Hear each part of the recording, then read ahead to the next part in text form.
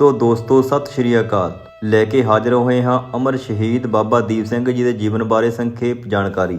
ਲੇਖਕ ਮੁਖਤਿਆਰ ਸਿੰਘ ਗੁਰਾਇਆ ਦੀ ਮਿਹਨਤ ਸਦਕਾ ਇਹ ਕਿਤਾਬ ਸੰਗਤਾਂ ਦੇ ਹੱਥਾਂ ਵਿੱਚ ਪਹੁੰਚ ਸਕੀ ਹੈ। ਇਸ ਵੀਡੀਓ ਵਿੱਚ ਆਪਾਂ ਅਮਰ ਸ਼ਹੀਦ ਬਾਬਾ ਦੀਪ ਸਿੰਘ ਜੀ ਦੇ ਜੀਵਨ ਤੋਂ ਲੈ ਕੇ ਸ਼ਹੀਦੀ ਤੱਕ ਦੇ ਸਮੇਂ ਨੂੰ 20 ਭਾਗਾਂ ਵਿੱਚ ਪੂਰਾ ਕਰਾਂਗੇ। ਇਸ ਤੋਂ ਪਹਿਲਾਂ ਵੀਡੀਓ ਸ਼ੁਰੂ ਕਰੀਏ, ਸੰਗਤਾਂ ਨੂੰ ਬੇਨਤੀ ਹੈ ਕਿ ਹੋਰ ਵੀ ਸੰਗਤਾਂ ਤੱਕ ਇਹ ਵੀਡੀਓ ਨੂੰ ਪਹੁੰਚਾਉਣ ਲਈ ਚੈਨਲ ਨੂੰ ਸਬਸਕ੍ਰਾਈਬ ਅਤੇ ਵੀਡੀਓ ਨੂੰ ਸ਼ੇਅਰ ਜ਼ਰੂਰ ਕਰ ਦੇਣਾ ਜੀ। ਸੋ ਦੋਸਤੋ ਸ਼ੁਰੂ ਕਰਦੇ ਹਾਂ ਸ਼ਹੀਦ ਬਾਬਾ ਦੀਪ ਸਿੰਘ ਜੀ ਦੇ ਜਨਮ ਅਤੇ ਬਚਪਨ ਬਾਰੇ।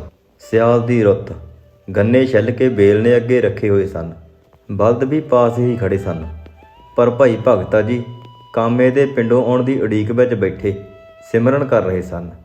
ਅਚਾਨਕ ਇੱਕ ਮਹਾਪੁਰਸ਼ ਬੇਲ ਨੇ ਤੇ ਆਣ ਪੁੱਜੇ ਅਤੇ ਕਹਿਣ ਲੱਗੇ, ਗੁਰਮੁਖੋ ਨਿਰਾਸ਼ਾਵਾਦੀ ਹੋ ਕੇ ਕਿਉਂ ਬੈਠੇ ਹੋ? ਬੇਲ ਨਾਲ ਕਿਉਂ ਨਹੀਂ ਜੋੜਦੇ? ਭਾਈ ਜੀ ਨੇ ਦੱਸਿਆ ਕਿ ਉਹ ਕਾਮੇ ਦੀ ਉਡੀਕ ਵਿੱਚ ਹਨ। ਇੰਨੇ ਨੂੰ ਭਾਈ ਭਗਤਾ ਜੀ ਦੀ ਧਰਮ ਪਤਨੀ ਬੀਬੀ ਜਿਉਣੀ ਵੀ ਸਿਰ ਉੱਪਰ ਲੱਸੀ ਦਾ ਗੜਬਾ, ਮੱਕੀ ਦੇ ਪ੍ਰਸ਼ਾਦੇ, ਸਾਗ ਅਤੇ ਮੱਖਣ ਲੈ ਕੇ ਆਣ ਪੁੱਜੀ ਅਤੇ ਸੰਤ ਜੀ ਨੂੰ ਨਿਮਰਤਾ ਸਹਿਤ ਸਤਿ ਸ਼੍ਰੀ ਅਕਾਲ ਬੁਲਾ ਕੇ ਬੈਠ ਗਈ। ਭਾਈ ਭਗਤਾ ਜੀ ਨੇ ਬੜੇ ਪ੍ਰੇਮ ਨਾਲ ਸੰਤ ਜੀ ਨੂੰ ਭੋਜਨ ਛਕਾਇਆ ਅਤੇ ਆਪ ਵੀ ਛਕਿਆ। ਭੋਜਨ ਛਕਣ ਉਪਰੰਤ ਆਪ ਜੀ ਨੇ ਵਾਹਿਗੁਰੂ ਜੀ ਦਾ ਧੰਨਵਾਦ ਕੀਤਾ। ਇੰਨੇ ਨੂੰ ਕਾਮਾ ਵੀ ਆਣ ਪੁੱਜਾ। ਅਜੇ ਬੇਲ ਨਾਲ ਜੋੜਨ ਹੀ ਲੱਗੇ ਸਨ ਕਿ ਸੰਤ ਜੀ ਨੇ ਆਲੇ ਦੁਆਲੇ ਵੇਖ ਕੇ ਪੁੱਛਿਆ ਕਿ ਇਹਨਾਂ ਹਮੇਲਾਂ ਤੇ ਟੱਲੀਆਂ ਵਾਲੇ ਸੋਹਣੇ ਬਲਦਾਂ ਨੂੰ ਹੱਕਣ ਵਾਲਾ ਕੋਈ ਛੋਟਾ ਬੱਚਾ ਨਜ਼ਰ ਹੀ ਨਹੀਂ ਆਉਂਦਾ, ਕੀ ਕਾਰਨ ਹੈ? ਬੀਬੀ ਜਿਉਣੀ ਜੀ ਅਤੇ ਭਾਈ ਭਗਤਾ ਜੀ ਨੇ ਹੱਥ ਜੋੜ ਕੇ ਬੇਨਤੀ ਕੀਤੀ ਕਿ ਸਤਿਗੁਰੂ ਜੀ ਦੀ ਮਿਹਰ ਸਦਕਾ ਸਾਡੇ ਪਾਸ ਹੋਰ ਸਭ ਪਦਾਰਥ ਹਨ, ਪਰ ਅਜੇ ਤੱਕ ਮਾਲਕ ਨੇ ਕਿਸੇ ਬੱਚੇ ਦੀ ਦਾਤ ਨਹੀਂ ਬਖਸ਼ੀ। ਪਤਾ ਨਹੀਂ ਸਾਡੇ ਕੋਲੋਂ ਕੀ ਭੁੱਲ ਹੋ ਗਈ ਹੈ। ਸੰਤ ਜੀ ਨੇ ਕਿਹਾ, ਵਾਹਿਗੁਰੂ ਭਲੀ ਕਰੇਗਾ, ਉਹ ਤੁਹਾਨੂੰ ਸੁੰਦਰ ਅਤੇ ਸੂਰਬੀਰ ਪੁੱਤਰ ਬਖਸ਼ੇਗਾ। ਉਸ ਦਾ ਨਾਮ ਦੀਪ ਰੱਖ ਲੈਣਾ। ਉਹ ਦੀਪ ਬਣ ਕੇ ਚਮਕੇਗਾ ਅਤੇ ਤੁਹਾਡੀ ਕੁੱਲ ਦਾ ਨਾਮ ਰੋਸ਼ਨ ਕਰੇਗਾ। ਇਹ ਕਹਿ ਕੇ ਸੰਤ ਜੀ ਉੱਥੋਂ ਵਿਦਾ ਹੋ ਗਏ। ਕੁਝ ਸਮਾਂ ਪਾ ਕੇ ਸੰਤ ਜੀ ਦਾ ਵਚਨ ਪੂਰਾ ਹੋਇਆ। ਸਿਮਰਨ ਤੇ ਕਿਰਤ ਕਰਨ ਵਾਲੇ ਪਿੰਡ ਪਹੂਬਿੰਡ, ਤਹਿਸੀਲ ਪੱਟੀ, ਜ਼ਿਲ੍ਹਾ ਲਾਹੌਰ, ਬਾਅਦ ਵਿੱਚ ਜ਼ਿਲ੍ਹਾ ਅੰਮ੍ਰਿਤਸਰ ਅਤੇ ਹੁਣ ਤਰਨ ਤਾਰਨ ਵਿਖੇ ਭਾਈ ਭਗਤਾ ਜੀ ਸੰਧੂ ਜੱਟ ਦੇ ਘਰ 26 ਜਨਵਰੀ 1682 ਈਸਵੀ ਨੂੰ ਅੰਮ੍ਰਿਤ ਵੇਲੇ ਬੀਬੀ ਜਿਉਣੀ ਦੀ ਪਵਿੱਤਰ ਕੁੱਖ ਤੋਂ ਇੱਕ ਸੁੰਦਰ ਬਾਲਕ ਨੇ ਜਨਮ ਲਿਆ, ਜਿਸ ਦਾ ਨਾਮ ਦੀਪ ਰੱਖਿਆ ਗਿਆ ਅਤੇ ਉਸ ਤੋਂ ਪਿੱਛੋਂ ਵਾਹਿਗੁਰੂ ਨੇ ਇੱਕ ਹੋਰ ਪੁੱਤਰ ਦੀ ਦਾਤ ਬਖਸ਼ੀ, ਜਿਸ ਦਾ ਨਾਮ ਭਾਈ ਲਾਲਾ ਰੱਖਿਆ ਗਿਆ। ਭਾਈ ਦੀਪ ਸਿੰਘ ਜੀ ਦਾ ਸਾਰੀ ਉਮਰ ਜਤੀ ਹੀ ਰਹੇ, ਪਰੰਤੂ ਇਸ ਪਰਿਵਾਰ ਦੀ ਕੁੱਲ ਭਾਈ ਲਾਲਾ ਜੀ ਤੋਂ ਚੱਲੀ।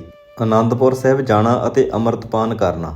1699 ਈਸਵੀ ਦੀ ਵਿਸਾਖੀ ਵਾਲੇ ਦਿਨ ਸ੍ਰੀ ਗੁਰੂ ਗੋਬਿੰਦ ਸਿੰਘ ਜੀ ਨੇ ਖਾਲਸਾ ਪੰਥ ਦੀ ਸਿਰਜਣਾ ਕੀਤੀ, ਜਿਸ ਦੀਆਂ ਦੂਰ ਦੂਰ ਤੱਕ ਧੁੰਮਾਂ ਪੈ ਗਈਆਂ ਸਨ। ਭਾਈ ਦੀਪ ਸਿੰਘ ਜੀ ਉਸ ਵਕਤ 18 ਕੁ ਸਾਲ ਦੇ ਗੱਭਰੂ ਸਨ। ਉਹਨਾਂ ਨੂੰ ਵੀ ਕਿਸੇ ਮਸੰਦ ਰਾਹੀਂ ਪਤਾ ਲੱਗਾ। ਘਰ ਦਾ ਮਾਹੌਲ ਬਹੁਤ ਹੀ ਧਾਰਮਿਕ ਹੋਣ ਕਰਕੇ ਭਾਈ ਦੀਪਾ ਜੀ ਵੀ ਸਿਮਰਨ ਵਿੱਚ ਲੱਗੇ ਰਹਿੰਦੇ ਸਨ। ਉਹਨਾਂ ਨੂੰ ਗੁਰੂ 'ਤੇ ਬਹੁਤ ਜ਼ਿਆਦਾ ਭਰੋਸਾ ਸੀ। ਉਹ ਆਪਣੇ ਹਾਣੀਆਂ ਵਿੱਚ ਸਭ ਤੋਂ ਸਿਰ ਕੱਢ ਅਤੇ ਸਡੋਲ ਸਨ। ਹੋਲੇ ਮਹੱਲੇ 'ਤੇ ਜਾਣ ਲਈ ਉਹਨਾਂ ਨੇ ਆਪਣੇ ਮਾਤਾ ਪਿਤਾ ਨੂੰ ਤਿਆਰ ਕੀਤਾ ਅਤੇ ਬਾਕੀ ਸੰਗਤ ਨਾਲ ਅਨੰਦਪੁਰ ਸਾਹਿਬ ਵਿਖੇ ਪਹੁੰਚ ਗਏ। ਅਗਲੇ ਦਿਨ ਗੁਰੂ ਜੀ ਦਾ ਦਰਬਾਰ ਲੱਗਾ, ਕੀਰਤਨ ਹੋਇਆ ਅਤੇ ਗੁਰੂ ਜੀ ਦੇ ਦਰਸ਼ਨ ਦਿਦਾਰੇ ਕੀਤੇ ਗਏ। ਗੁਰੂ ਜੀ ਨੇ ਸਭ ਨੂੰ ਅੰਮ੍ਰਿਤਧਾਰੀ ਹੋਣ ਲਈ ਉਪਦੇਸ਼ ਕੀਤਾ। ਭਾਈ ਦੀਪਾ ਜੀ ਨੇ ਵੀ ਆਪਣੇ ਮਾਤਾ ਪਿਤਾ ਦੇ ਨਾਲ ਹੀ ਅੰਮ੍ਰਿਤਪਾਨ ਕੀਤਾ ਅਤੇ ਉਹਨਾਂ ਦਾ ਨਾਮ ਭਾਈ ਦੀਪ ਸਿੰਘ ਰੱਖਿਆ ਗਿਆ। ਅਨੰਦਪੁਰ ਸਾਹਿਬ ਦੇ ਵਿੱਚ ਉਹਨਾਂ ਦਾ ਸਡੋਲ ਅਤੇ ਫਰਤੀਲਾ ਸਰੀਰ ਅਤੇ ਸ਼ਾਂਤ ਸੁਭਾਅ ਵੇਖ ਕੇ ਗੁਰੂ ਜੀ ਬਹੁਤ ਪ੍ਰਸੰਨ ਹੁੰਦੇ ਸਨ। ਕੁਝ ਦਿਨ ਸੇਵਾ ਅਤੇ ਸਿਮਰਨ ਕਰਨ ਉਪਰੰਤ ਉਹਨਾਂ ਦੇ ਪਿਤਾ ਭਾਈ ਭਗਤਾ ਜੀ, ਹੁਣ ਭਾਈ ਭਗਤ ਸਿੰਘ ਜੀ ਨੇ ਸਾਰੇ ਪਰਿਵਾਰ ਸਮੇਤ ਘਰ ਵਾਪਸ ਜਾਣ ਦੀ ਆਗਿਆ ਮੰਗੀ। ਗੁਰੂ ਜੀ ਨੇ ਮਾਤਾ ਪਿਤਾ ਨੂੰ ਤਾਂ ਆਗਿਆ ਦੇ ਦਿੱਤੀ, ਪਰ ਭਾਈ ਦੀਪ ਸਿੰਘ ਜੀ ਬਾਰੇ ਆਖਿਆ ਕਿ ਇਸ ਨੂੰ ਸਾਡੇ ਪਾਸ ਹੀ ਰਹਿਣ ਦਿਓ। ਸੇਵਾ ਅਤੇ ਸਿਮਰਨ ਦੀ ਲਗਨ ਤਾਂ ਉਹਨਾਂ ਨੂੰ ਪਹਿਲਾਂ ਹੀ ਸੀ।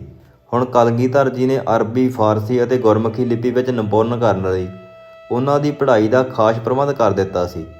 ਇਸ ਤਰ੍ਹਾਂ ਭਾਈ ਦੀਪ ਸਿੰਘ ਸ਼ਾਸਤਰ ਵਿੱਦਿਆ ਅਤੇ ਸ਼ਾਸਤਰ ਵਿੱਦਿਆ ਦੇ ਮਾਹਰ ਹੋ ਗਏ ਸਨ। ਗੁਰੂ ਜੀ ਉਹਨਾਂ ਨੂੰ ਸ਼ਿਕਾਰ ਖੇਡਣ ਲਈ ਵੀ ਨਾਲ ਲੈ ਜਾਂਦੇ ਸਨ। ਇਸ ਤਰ੍ਹਾਂ 1700 ਈਸਵੀ ਤੋਂ 1704 ਈਸਵੀ ਤੱਕ ਉਹ ਗੁਰੂ ਜੀ ਦੇ ਪਾਸ ਹੀ ਰਹੇ। ਉਹਨਾਂ ਨੇ ਅਨੰਦਪੁਰ ਦੀਆਂ ਸਾਰੀਆਂ ਲੜਾਈਆਂ ਵਿੱਚ ਹੀ ਸੂਰਬੀਰਤਾ ਵਿਖਾਈ ਸੀ। ਜਿੱਥੇ ਉਹ ਸੂਰਬੀਰ ਅਤੇ ਨਿਰਭੈ ਯੋਧੇ ਸਨ, ਉਹਨਾਂ ਦਾ ਆਚਰਣ ਵੀ ਬਹੁਤ ਜ਼ਿਆਦਾ ਉੱਚਾ ਸੀ। ਅਨੰਦਪੁਰ ਸਾਹਿਬ ਤੋਂ ਦਿੱਲੀ ਵੱਲ ਨੂੰ ਜਾਣਾ। ਜਦੋਂ ਗੁਰੂ ਜੀ ਨੇ ਕਿਲ੍ਹਾ ਅਨੰਦਪੁਰ ਛੱਡਿਆ ਤਾਂ ਆਪਣੇ ਮਹਿਲ ਮਾਤਾ ਸੁੰਦਰ ਕੌਰ ਜੀ ਅਤੇ ਮਾਤਾ ਸਾਹਿਬ ਕੌਰ ਜੀ ਦੀ ਸੇਵਾ ਸੰਭਾਲ ਅਤੇ ਨਿਗਰਾਨੀ ਲਈ ਭਾਈ ਮਨੀ ਸਿੰਘ ਜੀ, ਭਾਈ ਦੀਪ ਸਿੰਘ ਜੀ, ਭਾਈ ਧੰਨਾ ਸਿੰਘ ਜੀ ਅਤੇ ਭਾਈ ਜਵਾਹਰ ਸਿੰਘ ਜੀ ਨੂੰ ਮੁਖੀ ਬਣਾ ਕੇ ਹੋਰ 2 ਸੇਵਾਦਾਰਨੀਆਂ ਦੇ ਕੇ ਦਿੱਲੀ ਨੂੰ ਤੋਰਿਆ ਸੀ। ਕੁਝ ਸਮਾਂ ਦਿੱਲੀ ਵਿੱਚ ਭਾਈ ਜਵਾਹਰ ਸਿੰਘ ਜੀ ਦੇ ਘਰ ਰਹਿ ਕੇ ਮਾਤਾ ਜੀ ਤੋਂ ਖੁਸ਼ੀਆਂ ਲੈ ਕੇ ਭਾਈ ਦੀਪ ਸਿੰਘ ਜੀ ਵੀ ਆਪਣੇ ਪਿੰਡ ਪਹੂਪਿੰਡ ਚਲੇ ਗਏ ਸਨ। ਉਹਨਾਂ ਦੇ ਪ੍ਰਚਾਰ ਸਦਕਾ ਸਾਰੀਆਂ ਸੰਗਤਾਂ ਦਿਨੇ ਅਤੇ ਰਾਤ ਜੁੜਨ ਲੱਗ ਪਈਆਂ ਸਨ। ਭਾਈ ਦੀਪ ਸਿੰਘ ਜੀ ਨੇ ਆਪਣੇ ਨਿੱਘੇ ਅਤੇ ਪਿਆਰ ਵਾਲੇ ਸੁਭਾਅ ਸਦਕਾ ਸੰਗਤਾਂ ਵਿੱਚ ਬਹੁਤ ਮਾਣ ਸਤਿਕਾਰ ਅਤੇ ਵਡਿਆਈ ਪ੍ਰਾਪਤ ਕਰ ਲਈ ਸੀ। ਗੁਰੂ ਗੋਬਿੰਦ ਸਿੰਘ ਜੀ ਵੱਲੋਂ ਦਮਦਮਾ ਸਾਹਿਬ ਵਿਖੇ ਦਮਦਮੇ ਬੀੜ ਤਿਆਰ ਕਰਨ ਵਿੱਚ ਭਾਈ ਦੀਪ ਸਿੰਘ ਜੀ ਦਾ ਯੋਗਦਾਨ। ਜਦੋਂ ਗੁਰੂ ਗੋਬਿੰਦ ਸਿੰਘ ਜੀ ਚਮਕੌਰ ਦਾ ਯੁੱਧ ਅਤੇ ਖਦਰਾਣੇ ਦੀ ਢਾਬ ਦਾ ਯੁੱਧ ਜਿੱਤ ਕੇ ਮਾਲਵਾ ਇਲਾਕੇ ਨੂੰ ਤਾਰਦੇ ਹੋਏ ਤਲਵੰਡੀ ਸਾਬੋ ਪੁੱਜੇ ਤਾਂ ਕਲਗੀਧਰ ਜੀ ਨੇ ਮਨ ਬਣਾਇਆ ਕਿ ਆਦਬੀੜ ਵਿੱਚ ਸ੍ਰੀ ਗੁਰੂ ਤੇਗ ਬਹਾਦਰ ਜੀ ਦੀ ਬਾਣੀ ਦਰਜ ਕਰਕੇ ਮੁਕੰਮਲ ਕਰ ਦਿੱਤਾ ਜਾਵੇ। ਭਾਈ ਮਨੀ ਸਿੰਘ ਜੀ ਵੀ ਦਿੱਲੀ ਤੋਂ ਗੁਰੂ ਜੀ ਦੇ ਪਾਸ ਪਹੁੰਚ ਚੁੱਕੇ ਸਨ। ਗੁਰੂ ਜੀ ਨੇ ਆਦਬੀੜ, ਜੋ ਕਿ ਕਰਤਾਰਪੁਰ ਵਿਖੇ ਧੀਰਮਲ ਦੇ ਪਾਸ ਸੀ, ਮੰਗਵਾਉਣ ਲਈ ਕੁਝ ਸਿਆਣੇ ਅਤੇ ਮੁਖੀ ਸਿੰਘ ਕਰਤਾਰਪੁਰ ਭੇਜੇ ਸਨ। ਪਰ ਧੀਰਮਲ ਨੇ ਬੀੜ ਦਾ ਕੀ ਦੇਣੀ ਸੀ, ਉਲਟੇ ਬੋਲ ਕਬੋਲ ਵੀ ਕੀਤੇ। ਸਿੰਘਾਂ ਨੇ ਵਾਪਸ ਪਹੁੰਚ ਕੇ ਗੁਰੂ ਜੀ ਨੂੰ ਸਭ ਕੁਝ ਦੱਸ ਦਿੱਤਾ, ਪਰੰਤੂ ਗੁਰੂ ਜੀ ਸ਼ਾਂਤ ਰਹੇ ਅਤੇ ਭਾਈ ਮਨੀ ਸਿੰਘ ਜੀ ਨੂੰ ਆਖਿਆ ਕਿ ਬੀੜ ਮੁਕੰਮਲ ਕਰਨ ਲਈ ਤਿਆਰੀ ਕੀਤੀ ਜਾਵੇ। ਭਾਈ ਮਨੀ ਸਿੰਘ ਜੀ ਨੇ ਸੋਚਿਆ ਕਿ ਇਹ ਮਹਾਨ ਕੰਮ ਨੂੰ ਸਿਰੇ ਚਾੜ੍ਹਨ ਲਈ ਵਿਦਵਾਨ ਤੇ ਨਿਸ਼ਕਾਮ ਸੇਵਕਾਂ ਦੇ ਸਹਿਯੋਗ ਅਤੇ ਸਹਾਇਤਾ ਦੀ ਲੋੜ ਹੈ। ਨਿਮਰਤਾ ਸਹਿਤ ਉਹਨਾਂ ਨੇ ਬੇਨਤੀ ਕੀਤੀ ਕਿ ਜੇ ਆਗਿਆ ਹੋਵੇ ਤਾਂ ਇਸ ਮਹਾਨ ਕਾਰਜ ਲਈ ਭਾਈ ਦੀਪ ਸਿੰਘ ਜੀ ਨੂੰ ਪਹੂਪਿੰਡ ਤੋਂ ਸੱਦ ਲਿਆ ਜਾਵੇ, ਜੋ ਨਿਸ਼ਕਾਮ ਅਤੇ ਅਣਥੱਕ ਸੇਵਕ ਦੇ ਨਾਲ-ਨਾਲ ਮਹਾਨ ਵਿਦਵਾਨ ਵੀ ਹਨ।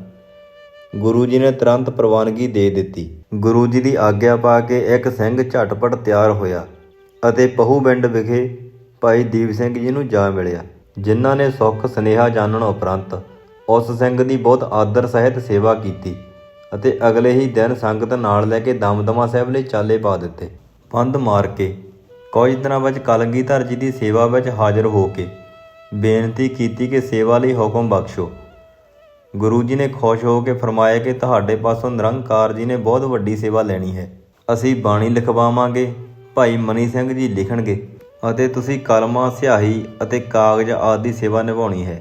1705 ਈਸਵੀ ਵਿੱਚ ਬਸੰਤ ਰੁੱਤੇ ਗੁਰੂ ਜੀ ਤੰਬੂ ਲਗਾ ਕੇ ਬੈਠ ਜਾਂਦੇ। ਭਾਈ ਮਨੀ ਸਿੰਘ ਜੀ ਲਿਖਾਰੀ ਦੇ ਰੂਪ ਵਿੱਚ ਅਤੇ ਭਾਈ ਦੀਪ ਸਿੰਘ ਜੀ ਕਲਮਾਂ, ਸਿਆਹੀ ਆਦਿ ਦੀ ਸੇਵਾ ਵਿੱਚ ਸਹਿਯੋਗ ਦਿੰਦੇ। ਸਵੇਰੇ ਸ਼ਾਮ ਦੇ ਦੀਵਾਨ ਤੋਂ ਇਲਾਵਾ ਬਾਕੀ ਸਾਰਾ ਦਿਨ ਬਾਣੀ ਲਿਖਣ ਦੇ ਕੰਮ ਵਿੱਚ ਲੱਗੇ ਰਹਿੰਦੇ। ਇਸ ਤਰ੍ਹਾਂ ਲਗਾਤਾਰ 9 ਮਹੀਨੇ 9 ਦਿਨ ਅਤੇ 9 ਘੜੀਆਂ ਵਿੱਚ ਗੁਰੂ ਜੀ ਨੇ ਬੀੜ ਸੰਪੂਰਨ ਕਰਕੇ ਅੰਤ ਵਿੱਚ ਨਾਨਕ ਨਾਮ ਦੀ ਮੋਹਰ ਲਗਾ ਕੇ ਸੰਸਾਰ ਨੂੰ ਇਹ ਮਹਾਨ ਦੇਣ ਬਖਸ਼ ਦਿੱਤੀ, ਜਿਸ ਨੂੰ ਦਮਦਮੀ ਜਾਂ ਦਮਦਮਾ ਸਾਹਿਬ ਵਾਲੀ ਬੀੜ ਦੇ ਨਾਮ ਨਾਲ ਵੀ ਜਾਣਿਆ ਜਾਂਦਾ ਹੈ। ਬੀੜ ਤਿਆਰ ਕਰਕੇ ਗੁਰੂ ਜੀ ਨੇ ਗੁਰਦੁਆਰਾ ਦਮਦਮਾ ਸਾਹਿਬ ਵਿਖੇ ਸ਼੍ਰੀ ਅਖੰਡ ਪਾਠ ਸਾਹਿਬ ਕਰਵਾਇਆ। ਜਿਸ ਸਥਾਨ ਉੱਤੇ ਬੀੜ ਲਿਖੀ ਗਈ ਸੀ, ਉੱਥੇ ਹੁਣ ਗੁਰਦੁਆਰਾ ਲਿਖਣਸਾਰ ਛੋਟੇ ਜਿਹੇ ਸਰੋਵਰ ਦੇ ਕਿਨਾਰੇ ਉੱਤੇ ਸੁਸ਼ੋਭਿਤ ਹੈ। ਗੁਰਦੁਆਰਾ ਦਮਦਮਾ ਸਾਹਿਬ ਦੀ ਸੇਵਾ ਅਤੇ ਦਮਦਮੀ ਬੀੜ ਦੇ ਉਤਾਰੇ। ਗੁਰੂ ਸਾਹਿਬ ਜੀ ਨੇ ਦੱਖਣ ਨੂੰ ਜਾਣ ਸਮੇਂ ਭਾਈ ਦੀਪ ਸਿੰਘ ਨੂੰ ਹੁਕਮ ਕੀਤਾ ਕਿ ਉਹ ਗੁਰੂ ਘਰ ਦੀ ਹੇਠ ਲਿਖੀ ਮਰਿਆਦਾ ਅਨੁਸਾਰ ਸੇਵਾ ਸੰਭਾਲ ਨਿਭਾਉਣਗੇ। ਵਿਦਿਆਰਥੀਆਂ ਨੂੰ ਵਿੱਦਿਆ ਪੜ੍ਹਾਉਣੀ, ਗੁਰਮਤਿ ਅਨੁਸਾਰ ਗੁਰਬਾਣੀ ਅਤੇ ਗੁਰੂ ਇਤਿਹਾਸ ਦਾ ਪ੍ਰਚਾਰ ਕਰਨਾ, ਅੰਮ੍ਰਿਤ ਛਕਾ ਕੇ ਰਹਿਤ ਮਰਿਆਦਾ ਵਿੱਚ ਦ੍ਰਿੜ ਕਰਨਾ, ਹਰ ਔਕੜ ਸਮੇਂ ਪੰਥ ਦਾ ਸਾਥ ਦੇਣਾ ਆਦਿ ਬੀੜਾਂ ਲਿਖ ਕੇ ਗੁਰਬਾਣੀ ਦੇ ਸੋਮੇ ਨੂੰ ਪ੍ਰਫੁੱਲਤ ਕਰਨਾ। ਗੁਰੂ ਜੀ ਨੇ ਇਹ ਵੀ ਹੁਕਮ ਕੀਤਾ ਕਿ ਇਹ ਅਸਥਾਨ ਹੁਣ ਗੁਰੂ ਦੀ ਕਾਸ਼ੀ ਬਣ ਗਿਆ ਹੈ। ਇੱਥੋਂ ਵਿੱਦਿਆ ਪੜ੍ਹ ਕੇ ਲੋਕ ਬਹੁਤ ਵਿਦਵਾਨ ਬਣਿਆ ਕਰਨਗੇ। ਭਾਈ ਦੀਪ ਸਿੰਘ ਜੀ ਨੇ 7 ਵਚਨ ਕਹਿ ਕੇ ਸੀਸ ਨਿਭਾਇਆ। ਭਾਈ ਸਾਹਿਬ ਅੰਮ੍ਰਿਤ ਵੇਲੇ ਇਸ਼ਨਾਨ ਕਰਕੇ ਗੁਰਬਾਣੀ ਦਾ ਸਿਮਰਨ ਕਰਦੇ, ਸਵੇਰੇ ਸ਼ਾਮ ਦੀਵਾਨ ਸਜਾਉਂਦੇ, ਵਿਦਿਆਰਥੀਆਂ ਨੂੰ ਵਿੱਦਿਆ ਪੜ੍ਹਾਉਂਦੇ ਅਤੇ ਸੰਗਤਾਂ ਵਿੱਚ ਅੰਮ੍ਰਿਤ ਛਕਣ ਦੀ ਪ੍ਰੇਰਨਾ ਕਰਦੇ। ਜਦ ਵੇਲ ਮਿਲਦੀ ਤਾਂ ਗੁਰਬਾਣੀ ਦੇ ਗੁੜ ਕੇ ਲਿਖ ਕੇ ਸੰਗਤਾਂ ਦੀ ਭੇਟਾ ਕਰਦੇ। ਇਸ ਤਰ੍ਹਾਂ ਗੁਰੂ ਜੀ ਦੀ ਕਿਰਪਾ ਸਦਕਾ ਅਤੇ ਭਾਈ ਦੀਪ ਸਿੰਘ ਜੀ ਦੀ ਘਾਲਣਾ ਸਦਕਾ ਭਾਈ ਜੀ ਦੀ ਪ੍ਰਭਤਾ ਅਤੇ ਪ੍ਰਤਿਭਾ ਵਧਣ ਲੱਗ ਪਏ ਸਨ। ਸੰਗਤਾਂ ਬਹੁਤ ਸਤਿਕਾਰ ਕਰਦੀਆਂ ਸਨ। ਭਾਈ ਦੀਪ ਸਿੰਘ ਜੀ ਦੀ ਵਿੱਦਿਆ ਪ੍ਰਣਾਲੀ ਦੀ ਟਕਸਾਲ ਬਹੁਤ ਪ੍ਰਫੁੱਲਤ ਹੋਈ। ਹੁਣ ਇਸ ਟਕਸਾਲ ਦੀਆਂ 3 ਸ਼ਾਖਾਵਾਂ ਚੱਲ ਰਹੀਆਂ ਹਨ: ਭਿੰਡਰਾਂ ਵਾਲੀ ਟਕਸਾਲ, ਮਹਿਤਾ ਸਾਹਿਬ ਵਾਲੀ ਟਕਸਾਲ, ਅੰਮ੍ਰਿਤਸਰ ਵਾਲੀ ਟਕਸਾਲ, ਜੋ ਸੱਤੋ ਵਾਲੀ ਗਲੀ ਵਿੱਚ ਸੰਤ ਅਮੀਰ ਸਿੰਘ ਦਾ ਡੇਰਾ ਖਵਾਉਂਦਾ ਹੈ ਅਤੇ ਜਿੱਥੇ ਪਹਿਲਾਂ ਸੰਤ ਕਿਰਪਾਲ ਸਿੰਘ ਜੀ ਅਤੇ ਹੁਣ ਉਹਨਾਂ ਦੇ ਉੱਤਰਾਧਿਕਾਰੀ ਨਾਮ ਸਿਮਰਨ ਅਤੇ ਗੁਰਬਾਣੀ ਪਾਠ ਦਾ ਅਰਥ-ਬੋਧ ਬੜੀ ਲਗਨ ਨਾਲ ਸੰਗਤਾਂ ਨੂੰ ਸਮਝਾਉਂਦੇ ਹਨ। ਭਾਈ ਦੀਪ ਸਿੰਘ ਗੁਰਮਤਿ ਦਾ ਪ੍ਰਚਾਰ ਤਾਂ ਲਗਾਤਾਰ ਕਰਦੇ ਹੀ ਸਨ, ਪਰੰਤੂ ਗੁਰੂ ਗ੍ਰੰਥ ਸਾਹਿਬ ਜੀ ਦਾ ਕੇਵਲ ਇੱਕ ਹੀ ਸਰੂਪ ਸੀ। ਇਸ ਲਈ ਉਹਨਾਂ ਨੇ ਬੀੜਾਂ ਦੇ ਉਤਾਰੇ ਕਰਨ ਲਈ ਮਨ ਬਣਾਇਆ। ਇਹ ਸੇਵਾ ਉਹਨਾਂ 1706 ਈਸਵੀ ਵਿੱਚ ਆਰੰਭ ਕੀਤੀ ਅਤੇ 4 ਬੀੜਾਂ ਆਪਣੇ ਹੱਥਾਂ ਨਾਲ ਲਿਖ ਕੇ ਪੰਥ ਦੇ ਪ੍ਰਸਿੱਧ 4 ਤਖਤ ਸਾਹਿਬਾਨਾਂ ਉੱਪਰ ਭੇਜ ਦਿੱਤੀਆਂ। ਸ੍ਰੀ ਅਕਾਲ ਤਖਤ ਸਾਹਿਬ ਅੰਮ੍ਰਿਤਸਰ ਵਿਖੇ ਦਰਸ਼ਨੀ ਬੀੜ, ਇਸ ਦੀ ਜਿਲਦ ਉੱਪਰ 2 ਸੇਰ ਸੋਨਾ ਲੱਗਾ ਹੋਇਆ ਹੈ ਅਤੇ ਲਿਖਾਈ ਬਹੁਤ ਸੁੰਦਰ ਹੈ। ਇਸ ਦਾ ਸਾਲ ਵਿੱਚ ਵੱਖ-ਵੱਖ ਪੁਰਬਾਂ ਉੱਪਰ 5 ਵਾਰ ਪ੍ਰਕਾਸ਼ ਕੀਤਾ ਜਾਂਦਾ ਹੈ। ਤਖਤ ਸ੍ਰੀ ਕੇਸਗੜ੍ਹ ਸਾਹਿਬ ਅਨੰਦਪੁਰ ਸਾਹਿਬ, ਤਖਤ ਸ੍ਰੀ ਪਟਨਾ ਸਾਹਿਬ ਬਿਹਾਰ, ਤਖਤ ਸ੍ਰੀ ਅਬਚਲ ਨਗਰ ਹਜੂਰ ਸਾਹਿਬ। ਅਰਬੀ ਬੀੜ ਬਾਰੇ ਭਾਈ ਦੀਪ ਸਿੰਘ ਜੀ ਨਿਸ਼ਕਾਮ ਸੇਵਕ, ਸੰਤ ਸਿਪਾਹੀ ਅਤੇ ਪ੍ਰਸਿੱਧ ਵਿਦਵਾਨ ਸਨ। ਕਲਗੀਧਰ ਪਾਤਸ਼ਾਹ ਦੀ ਸੰਗਤ ਵਿੱਚ ਆਪ ਨੇ ਸ਼ਾਸਤਰ ਅਤੇ ਸ਼ਸਤਰ ਵਿੱਦਿਆ ਦੋਨੇ ਸਿੱਖੀਆਂ ਸਨ। ਇਹਦੇ ਨਾਲ ਉਹਨਾਂ ਅਰਬੀ ਅਤੇ ਫਾਰਸੀ ਦੀ ਵੀ ਬਹੁਤ ਉੱਚ ਪੱਧਰ ਤੱਕ ਪੜ੍ਹਾਈ ਕੀਤੀ ਸੀ। ਆਪ ਪੰਥ ਦੇ ਪਹਿਲੇ ਵਿਦਵਾਨ ਅਤੇ ਲਿਖਾਰੀ ਸਨ, ਜਿਨ੍ਹਾਂ ਅਰਬੀ ਜ਼ਬਾਨ ਵਿੱਚ ਇੱਕ ਬੀੜ ਤਿਆਰ ਕਰਕੇ ਆਪਣੇ ਹੱਥੀਂ ਸ਼ਰਧਾ ਅਤੇ ਪਿਆਰ ਨਾਲ ਲਿਖ ਕੇ ਅਰਬ ਦੇਸ਼ਾਂ ਵਿੱਚ ਭੇਜ ਦਿੱਤੀ ਸੀ, ਜਿਸ ਕਾਰਨ ਗੁਰੂ ਨਾਨਕ ਦੇਵ ਜੀ ਦੀ ਬਾਣੀ ਦਾ ਪ੍ਰਚਾਰ ਇਸਲਾਮੀ ਮੱਤ ਵਿੱਚ ਹੁਣ ਵੀ ਪ੍ਰਚਲਿਤ ਹੈ। ਭਾਈ ਸਾਹਿਬ ਦੀ ਇਹ ਉੱਤਮ ਦੇਣ ਸਾਂਝੀ ਬਾਲਤਾ ਲਈ ਪ੍ਰਸਿੱਧ ਹੈ। ਭਾਈ ਦੀਪ ਸਿੰਘ ਜੀ ਦੁਆਰਾ ਇੱਕ ਵੱਡਾ ਖੂਹ ਲਗਵਾਉਣਾ। ਗੁਰੂ ਜੀ ਦੇ ਹੁਕਮ ਅਨੁਸਾਰ ਭਾਈ ਦੀਪ ਸਿੰਘ ਜੀ ਗੁਰਮਤਿ ਦਾ ਪ੍ਰਚਾਰ ਕਰਦੇ ਸਨ, ਲੰਗਰਾਂ ਦੀ ਸੇਵਾ ਕਰਦੇ ਅਤੇ ਵਿਦਿਆਰਥੀਆਂ ਨੂੰ ਵਿੱਦਿਆ ਪੜ੍ਹਾਉਣ ਦਾ ਕੰਮ ਬੜੇ ਨੇਮ ਨਾਲ ਕਰਦੇ ਸਨ। ਹਿੰਦੂ, ਮੁਸਲਿਮ ਅਤੇ ਸਿੱਖ ਇਹਨਾਂ ਦੀ ਸ਼ਖਸੀਅਤ ਦਾ ਬਹੁਤ ਸਤਿਕਾਰ ਕਰਦੇ ਸਨ। ਪਾਣੀ ਦੀ ਘਾਟ ਨੂੰ ਵੇਖਦਿਆਂ ਆਪ ਜੀ ਨੇ ਦਮਦਮਾ ਸਾਹਿਬ ਵਿਖੇ ਵੱਡਾ ਖੂਹ ਲਗਵਾਇਆ, ਜੋ ਹੁਣ ਤੱਕ ਮੌਜੂਦ ਹੈ। ਬਾਬਾ ਬੰਦਾ ਸਿੰਘ ਬਹਾਦਰ ਦੀ ਸਹਾਇਤਾ ਕਰਨੀ। ਸੰਨ 1707 ਈਸਵੀ ਵਿੱਚ ਕਲਗੀਧਰ ਪਾਤਸ਼ਾਹ ਜੀ ਨੇ ਮਾਧੋ ਦਾਸ ਬਰਾਗੀ ਨੂੰ ਅੰਮ੍ਰਿਤ ਛਕਾ ਕੇ ਬੰਦਾ ਸਿੰਘ ਬਣਾਇਆ ਅਤੇ ਧਰਮ ਦੇ ਵਿਰੋਧੀਆਂ ਨੂੰ ਸੋਧਣ ਲਈ ਕੁਝ ਸਿੰਘ ਅਤੇ ਆਪਣੇ ਕਮਰ ਕੱਸੇ ਦੇ ਭੱਤੇ ਵਿੱਚੋਂ ਕੁਝ ਤੀਰ ਦੇ ਕੇ ਪੰਜਾਬ ਵੱਲ ਤੋਰਿਆ। ਨਾਲ ਹੀ ਸਿੰਘਾਂ ਨੂੰ ਹੁਕਮਨਾਮੇ ਜਾਰੀ ਕੀਤੇ ਕਿ ਬੰਦਾ ਸਿੰਘ ਬਹਾਦਰ ਦੀ ਹਰ ਪੱਖੋਂ ਮਦਦ ਕਰਨੀ ਹੈ। ਇਹ ਹੁਕਮਨਾਮਾ ਭਾਈ ਦੀਪ ਸਿੰਘ ਜੀ ਨੂੰ ਵੀ ਪੁੱਜਾ, ਜਿਨ੍ਹਾਂ ਨੇ 500 ਸਿੰਘਾਂ ਦਾ ਜੱਥਾ ਲੈ ਕੇ ਬੰਦਾ ਸਿੰਘ ਬਹਾਦਰ ਦੁਆਰਾ ਸਰਹਿੰਦ ਫਤਿਹ ਕਰਨ ਵਿੱਚ ਮਹੱਤਵਪੂਰਨ ਭੂਮਿਕਾ ਨਿਭਾਈ। ਵਜ਼ੀਰ ਖਾਨ ਨੇ ਸਰਹਿੰਦ ਸ਼ਹਿਰ ਨੂੰ ਬਚਾਉਣ ਦੀ ਖਾਤਰ ਇਸ ਤੋਂ ਕਾਫੀ ਦੂਰ ਚੱਪੜਚਿੜੀ ਦੇ ਸਥਾਨ ਉੱਤੇ ਮੁਕਾਬਲਾ ਕੀਤਾ, ਪਰ ਸੂਰਬੀਰ ਸਿੰਘਾਂ ਦੀ ਫੌਜ ਨੇ ਸੂਬਾ ਸਰਹਿੰਦ ਦੀ ਫੌਜ ਦੇ ਪੈਰ ਨਾ ਲੱਗਣ ਦਿੱਤੇ। ਉਹ ਇਸ ਲੜਾਈ ਵਿੱਚ ਮਾਰਿਆ ਗਿਆ। ਇੰਝ ਬੰਦਾ ਸਿੰਘ ਬਹਾਦਰ ਦੀਆਂ ਫੌਜਾਂ ਦੇ ਹੱਥ ਮੈਦਾਨ ਲੱਗਾ ਅਤੇ ਉਹਨਾਂ ਨੇ ਸਰਹਿੰਦ ਸ਼ਹਿਰ ਨੂੰ ਤਹਿਸ-ਨਹਿਸ ਕਰ ਦਿੱਤਾ ਅਤੇ ਵਜ਼ੀਰ ਖਾਨ ਦੀ ਸੰਤਾਨ ਅਤੇ ਸ਼ਮਾਣੇ ਦੇ ਜਲਾਦ ਜਲਾਲੂਦੀਨ, ਜਿਸ ਨੇ ਗੁਰੂ ਤੇਗ ਬਹਾਦਰ ਜੀ ਨੂੰ ਸ਼ਹੀਦ ਕੀਤਾ ਸੀ, ਉਸ ਦਾ ਸਾਰਾ ਖਾਨਦਾਨ ਤਬਾਹ ਕਰ ਦਿੱਤਾ। ਸੁੱਚਾਨੰਦ ਚੰਡਾਲ ਤੋਂ ਵੀ ਗਿਣ-ਗਿਣ ਕੇ ਬਦਲੇ ਲਏ ਗਏ। ਸਰਹਿੰਦ ਦੀ ਇੱਟ ਨਾਲ ਇੱਟ ਖੜਕਾਉਣ ਪਿੱਛੋਂ ਸਮਾਣਾ, ਸਢੌਰਾ, ਛੱਤ, ਬਨੂਰ ਅਤੇ ਸਹਾਰਨਪੁਰ ਦੀਆਂ ਸਖਤ ਲੜਾਈਆਂ ਲੜ ਕੇ ਮਜ਼ਲੂਮਾਂ ਦਾ ਬਦਲਾ ਲਿਆ ਗਿਆ। ਜ਼ਾਲਮਾਂ ਦਾ ਨਾਮੋ ਨਿਸ਼ਾਨ ਮਿਟਾ ਦਿੱਤਾ ਗਿਆ। ਲੜਾਈਆਂ ਵਿੱਚ ਖਾਲਸੇ ਦਾ ਵੀ ਜਾਨੀ ਅਤੇ ਮਾਲੀ ਨੁਕਸਾਨ ਹੋਇਆ, ਪਰ ਜੇਤੂ ਰਹਿਣ ਕਰਕੇ ਖਾਲਸਾ ਚੜ੍ਹਦੀ ਕਲਾ ਵਿੱਚ ਰਿਹਾ। ਉਪਰੰਤ ਖਾਲਸਾ ਦਲ ਅਨੰਦਪੁਰ ਸਾਹਿਬ ਵਿੱਚ ਪੁੱਜ ਗਿਆ, ਜਿੱਥੇ ਬਾਬਾ ਬੰਦਾ ਸਿੰਘ ਬਹਾਦਰ ਨੇ ਬੜਾ ਭਾਰੀ ਦਰਬਾਰ ਲਗਵਾਇਆ ਅਤੇ ਸੂਰਬੀਰ ਸਿੰਘਾਂ ਦੀ ਭਾਰੀ ਪ੍ਰਸ਼ੰਸਾ ਕੀਤੀ।